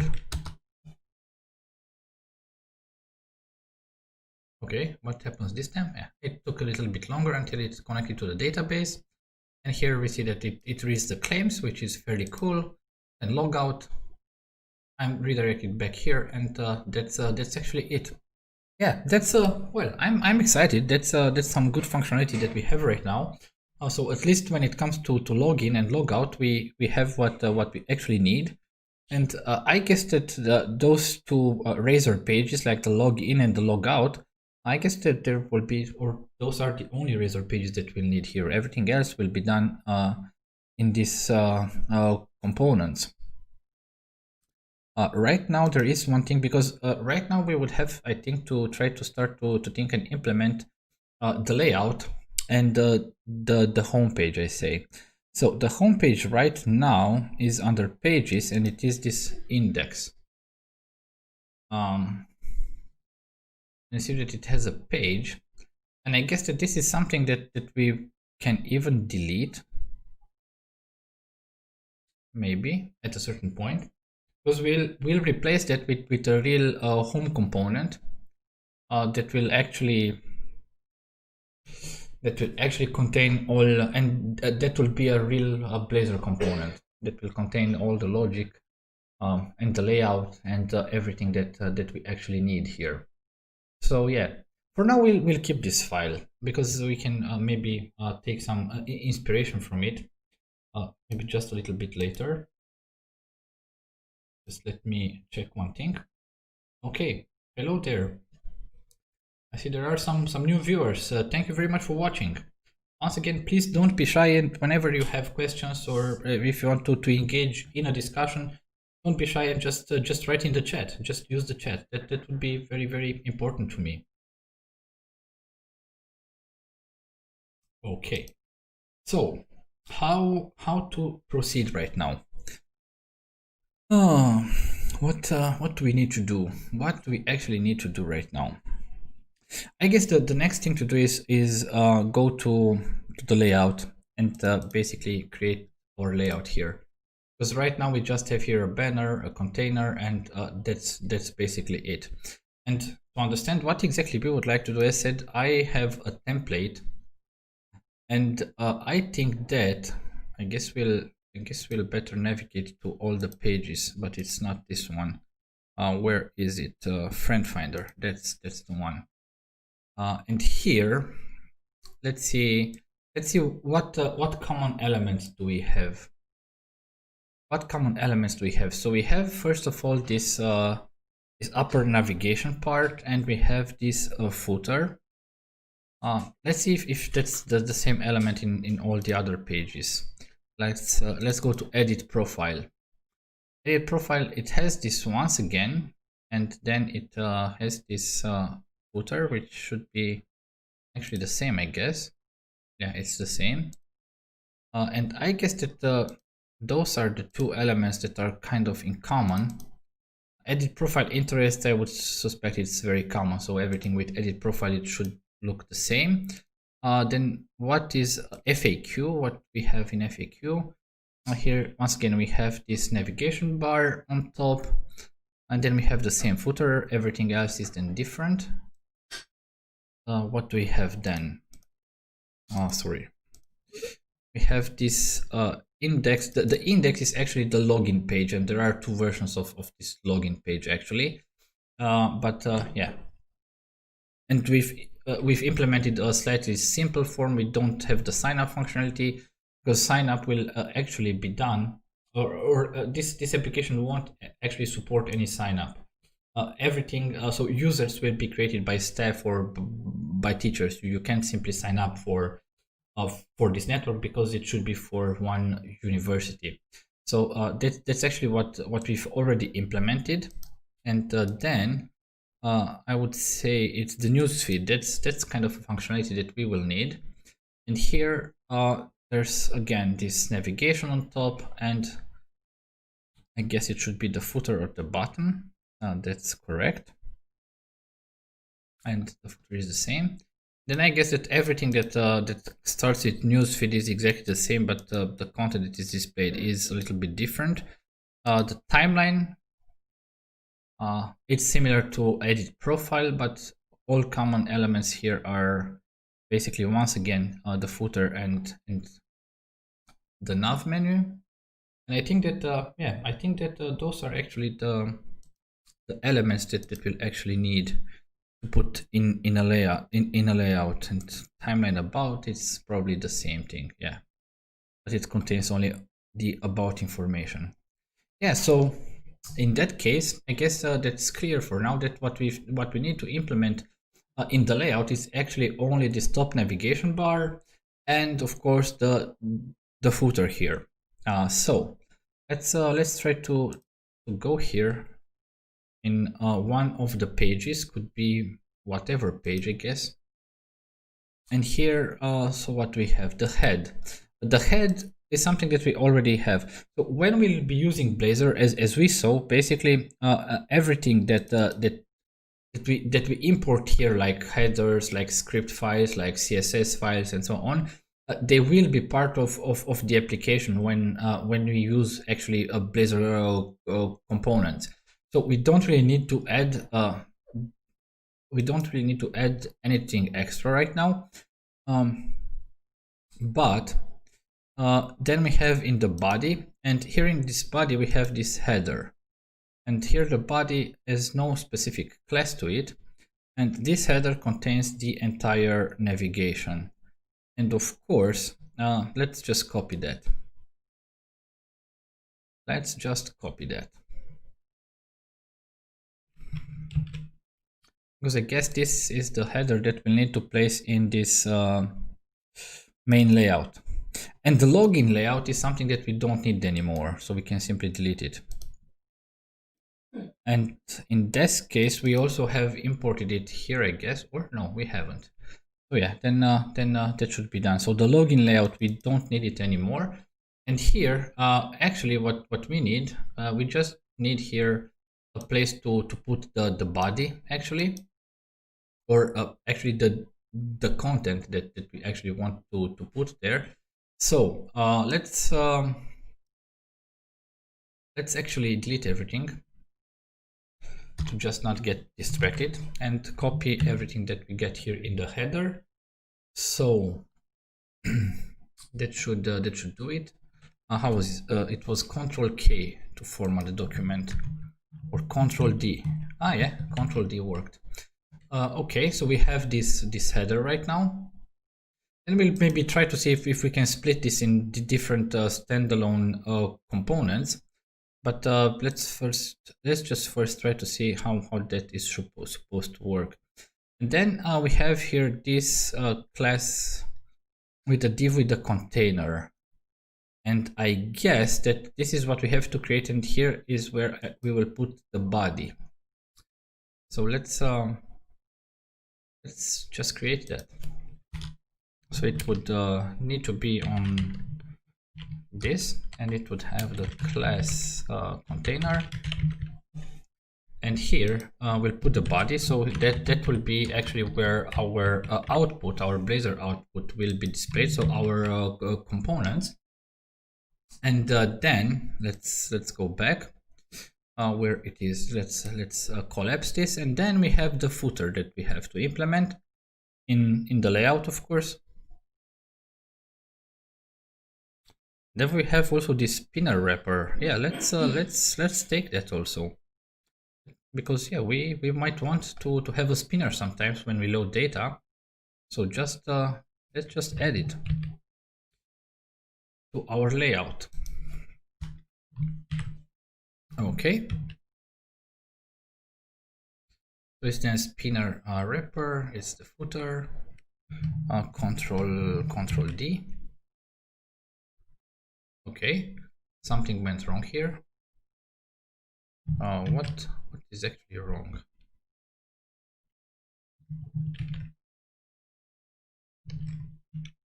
It actually adds a div. Okay, that's strange. So of course that our navigation will be probably different. But for now, I guess we just have to check if that actually works. Because right now we would have the entire navigation bar and the footer, that they should be there.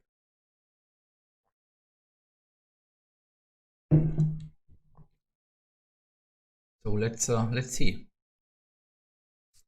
Let's see. The spinner works.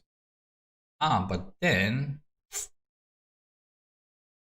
something happened here, and I'm not sure what.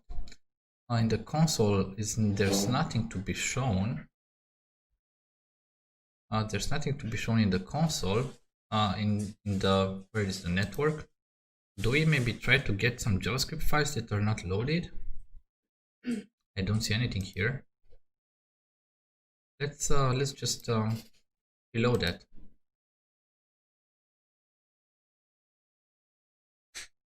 Because here the problem with the spinner is that it actually stays always on.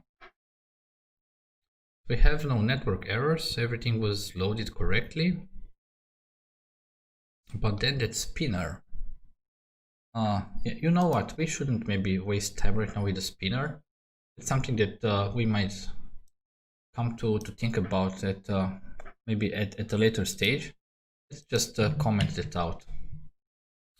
And let's just refresh the page here. But I guess I need to restart the entire application.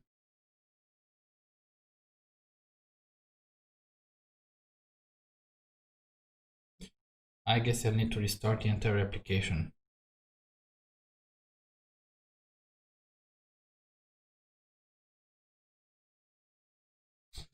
Yeah, let's try again.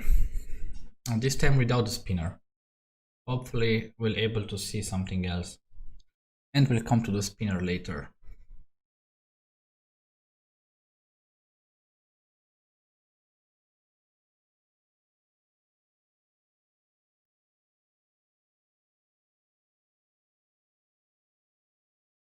Okay. Yeah, I guess that it works. We have the navigation here. We have the footer here. Of course, we don't have anything here, but we have here hello and this logout button, of course. Also, what we can do right now is go to login, then log in, of course, and the password.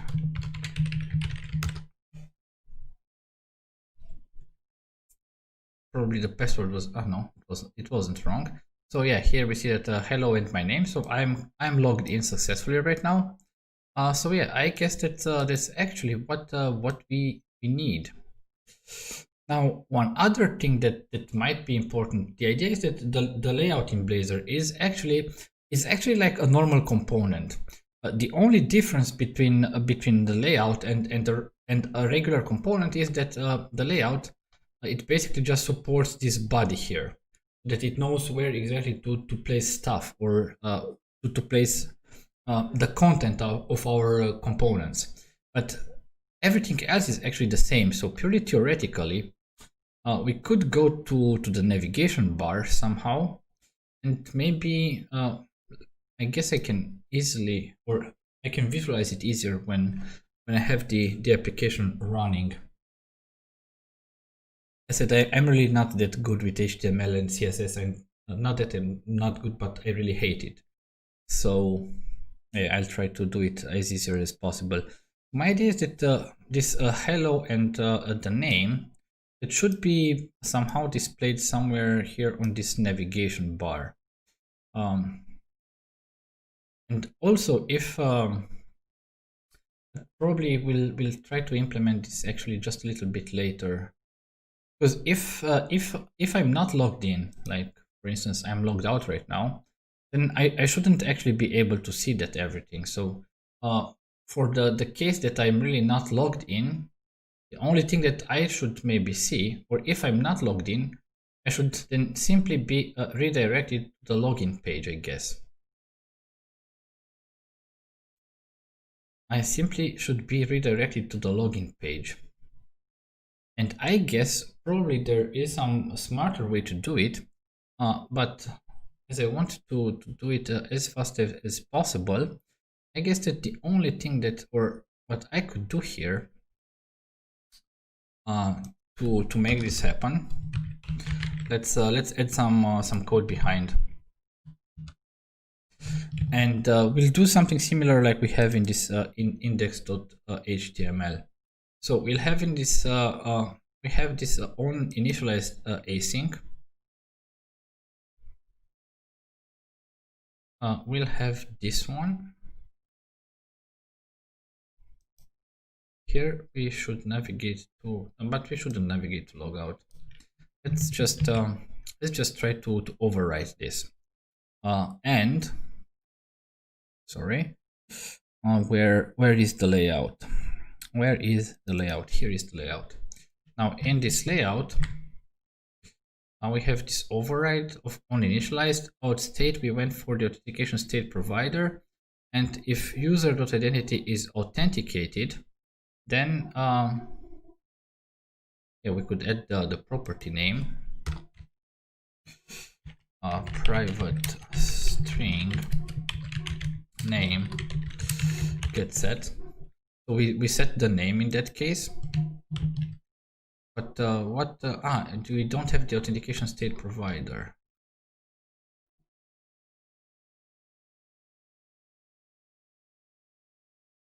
We have to inject it, of course, because we can inject it.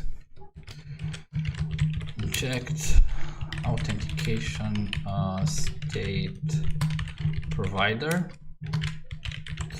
Authentication state provider. Why doesn't can't I use inject? Name inject does not exist in the current context. Sorry, it should have been lowercase. Yeah, so right now we have the authentication state here in this layout, and what we can do here, of course, is then in our code behind, we get the name, and if the user identity is authenticated, or so if this is not true, then we could basically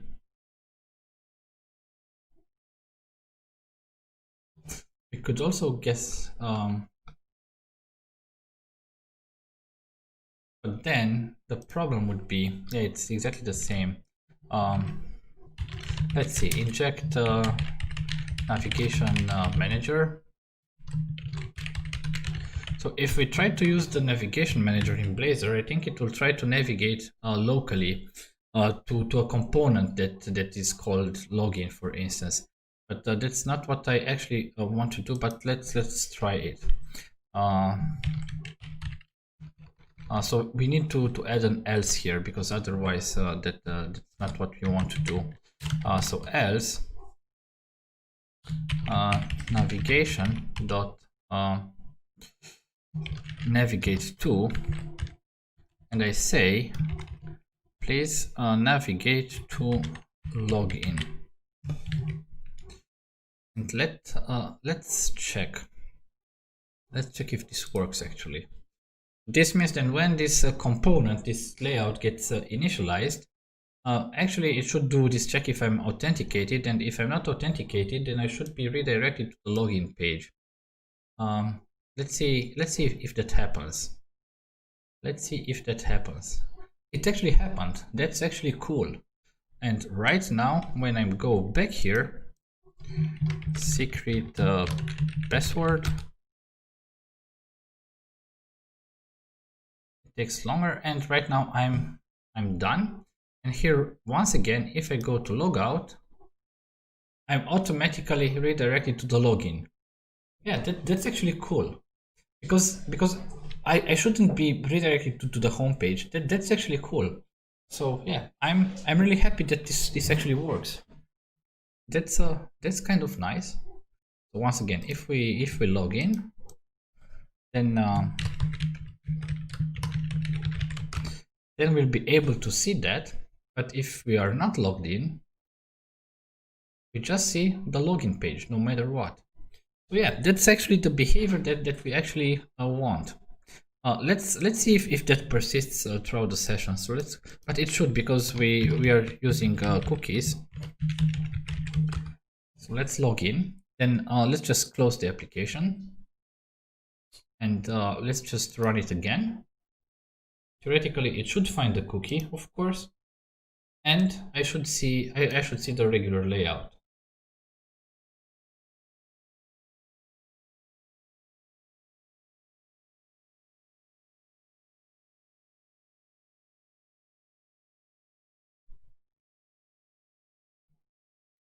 Yeah, the only thing here is that something was not loaded correctly.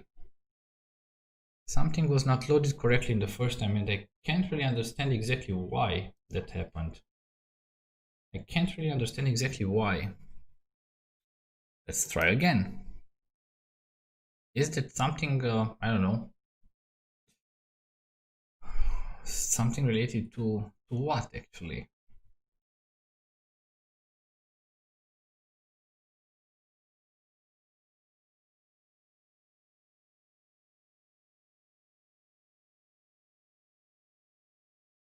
Yeah, now it's loaded correctly.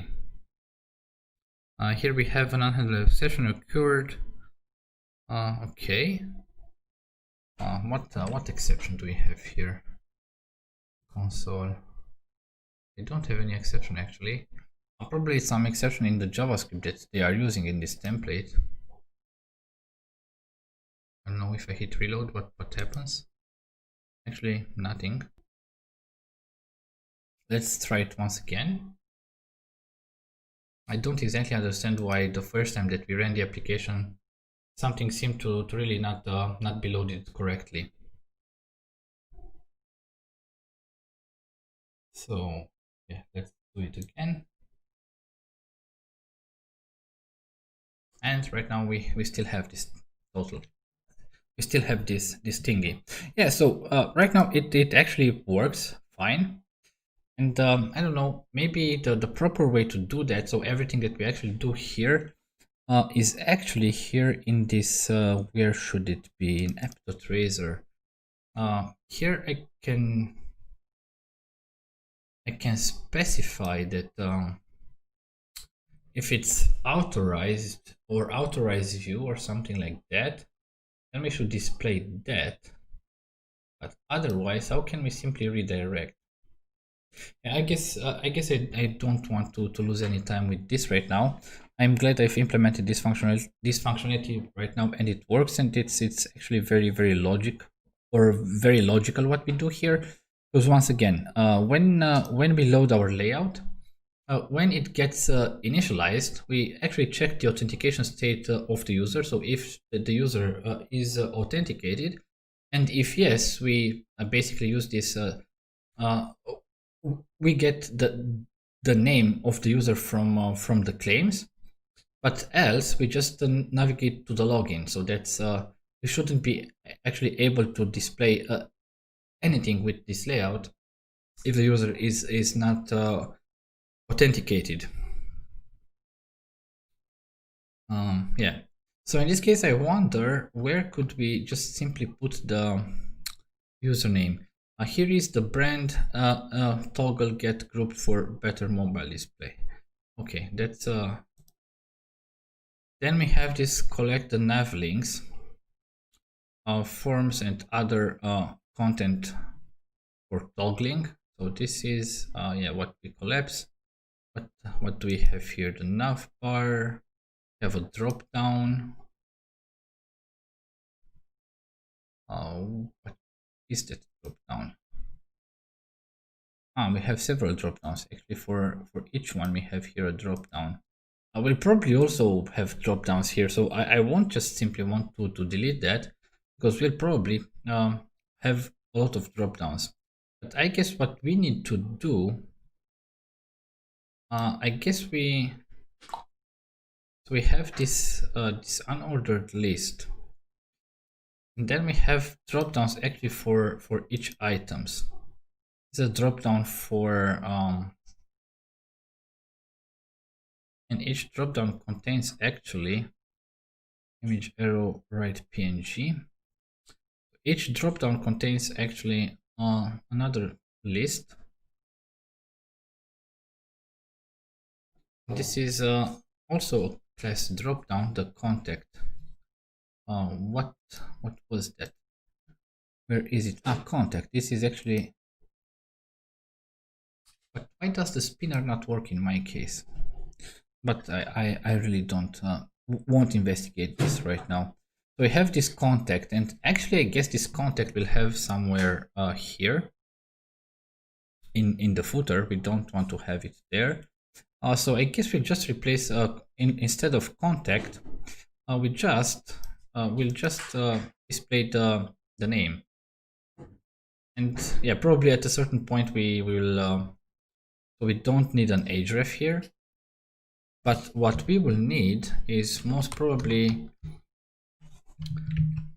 another unordered list, and let's what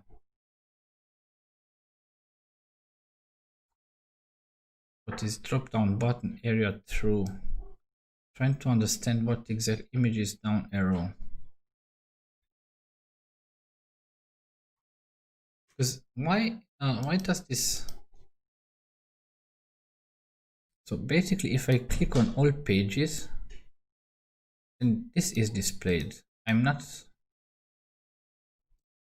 redirected to anything. So why is it using an href here?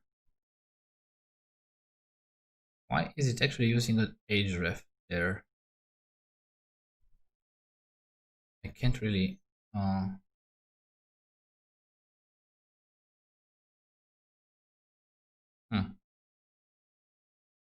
But let's do it exactly like they do here. Actually, let's copy here the entire unordered list and everything that we have here. So we'll want to add it here to our list item. Of course, the only thing that we'll do here is first of all,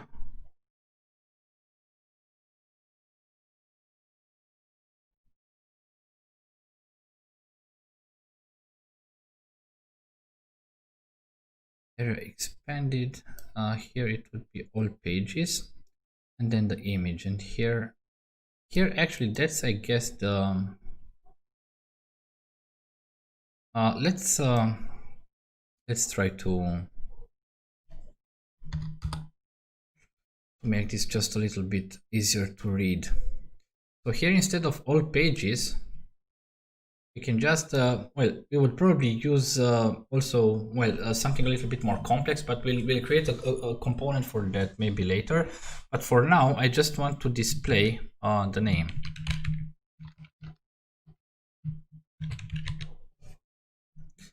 I just want to display the name there.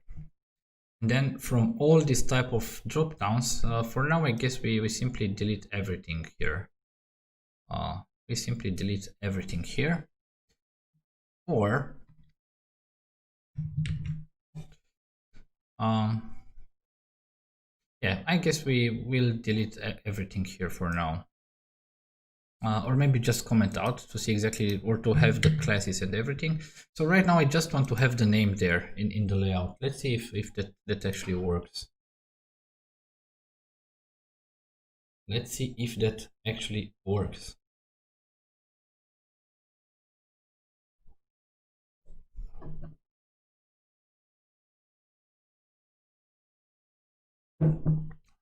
To all of you who are watching right now, I have a question. What do you think about Blazor? And we see here there's my name. There's my name. That's actually cool. So what do you think about Blazor? Is it something that you played with already, or is it something that you'll maybe try out? What do you think about Blazor? I would really appreciate if you could just let me know your opinion on Blazor. That would be kind of very important to me. And actually, what we could add here is this logout button. The logout button should be. The logout button should actually be moved actually here. So we'll actually create a list item. We'll actually create a list item and we'll add actually the logout to that list item. So yeah, let's do just that. And with that, I think we're fairly happy with what we can do there. So let me go here to the index. And here in this index, we don't actually need this anymore. The logout is something that we'll use in we'll use in the.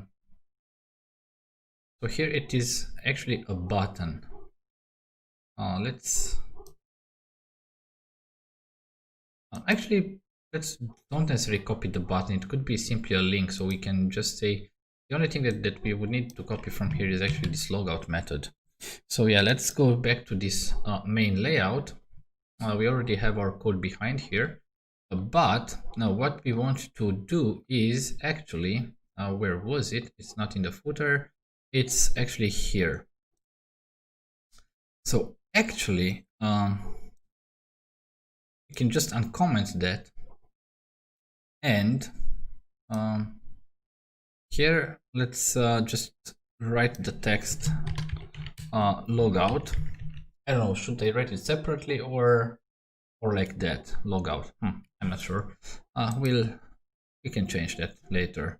And then the href that should redirect actually to, it would be logout.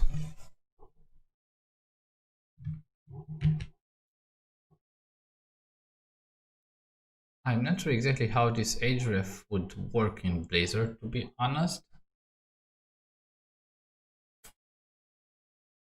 because, but let's see. Let's just see. Let's just see. So once again, guys, did you use Blazor so far? What do you think about it? You're so shy. Okay, so right now we have this logout, and it actually worked. That's kind of cool. So we can right now log in again.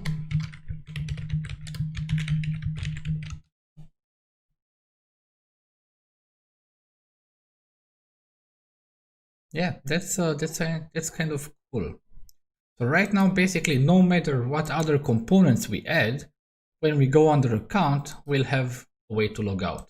That's kind of cool. So yeah. So the href works. That's kind of good for us. Let's close that, and then in index,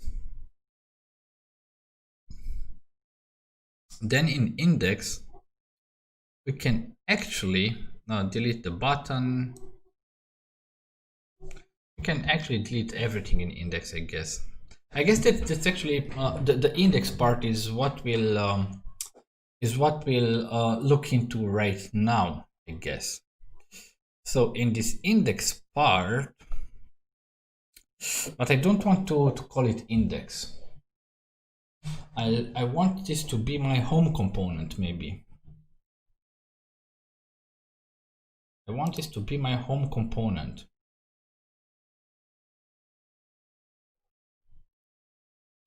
So yeah, I guess that that will basically delete it at some point entirely. So I guess we'll delete it entirely.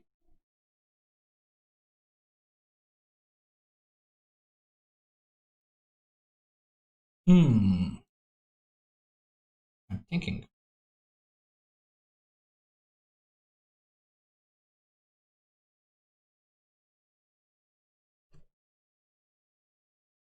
Because I want to take a feature-based approach and basically create for each feature in my application. I want to create a folder and all the components and all the classes that we might need for that specific feature, we want to put it in that feature folder. So it's similarly to how we organize our applications when it actually comes to for instance, how we do it in Angular. There we have this feature-based approach, which is actually also recommended in the Angular style guide. And my take on Blazor is that we should basically try to, since Blazor is essentially a single-page application framework, with the only difference that instead of writing TypeScript code, you just write C# code in your logic, but it behaves actually exactly the same. So that's why I think that it might actually be useful to go with this feature-based approach and create folders for each feature. So this is why I would, I guess, like to create a home folder and move the entire functionality in the home folder. Then the next question is, what should be actually the home page? So what we have right now, or what we have till now, is that you can actually access the homepage itself only if you are logged in. If you are logged out, so if you don't have a cookie, the only thing that you will actually see right now is that login screen. So we can safely assume that by the time that the user will reach this page, the user will be authenticated. And the question is, what should be the entry point to the application for the user? Maybe we should go for a Facebook approach, and then we should see the news feed. That would be this is not the news feed. This is the timeline, I guess. This is kind of like some newsfeed. Yeah, so this is the default newsfeed. So maybe we should see something like that here.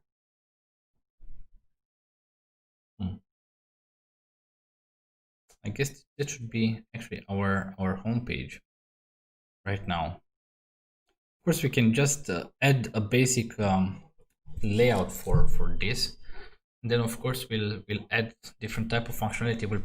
We'll have to tweak our backend for things that we'll have to do here. But guys, what I think that I will do, I think I will call it a day for today. And I promise you that I will think a little bit about what I would actually want to do in this homepage. And we'll continue tomorrow. As I said, I'm not sure exactly from which countries you are watching, but I'm streaming from Romania, which is like Eastern European time. It's 1 hour ahead of CET.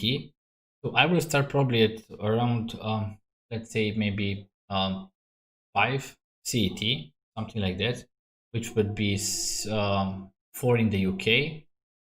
I don't know, it would be around 11 or 12 on the East Coast in the US. I'm not sure, it would be probably something like maybe 10 p.m. in countries like India.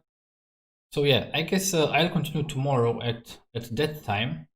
And thank you very much for watching. Thank you very much for being with me. Thank you very much, most of all, for engaging with me in the chat. That was actually a very, very good experience for me to have you there, to feel you really into this project that we actually do together. To also get your feedback, your ideas. That was actually very, very important to me, and I really enjoyed it a lot. Once again, thank you very much for watching, and I hope that we'll catch up then tomorrow. So have a nice day or good night, depending on where you exactly are right now.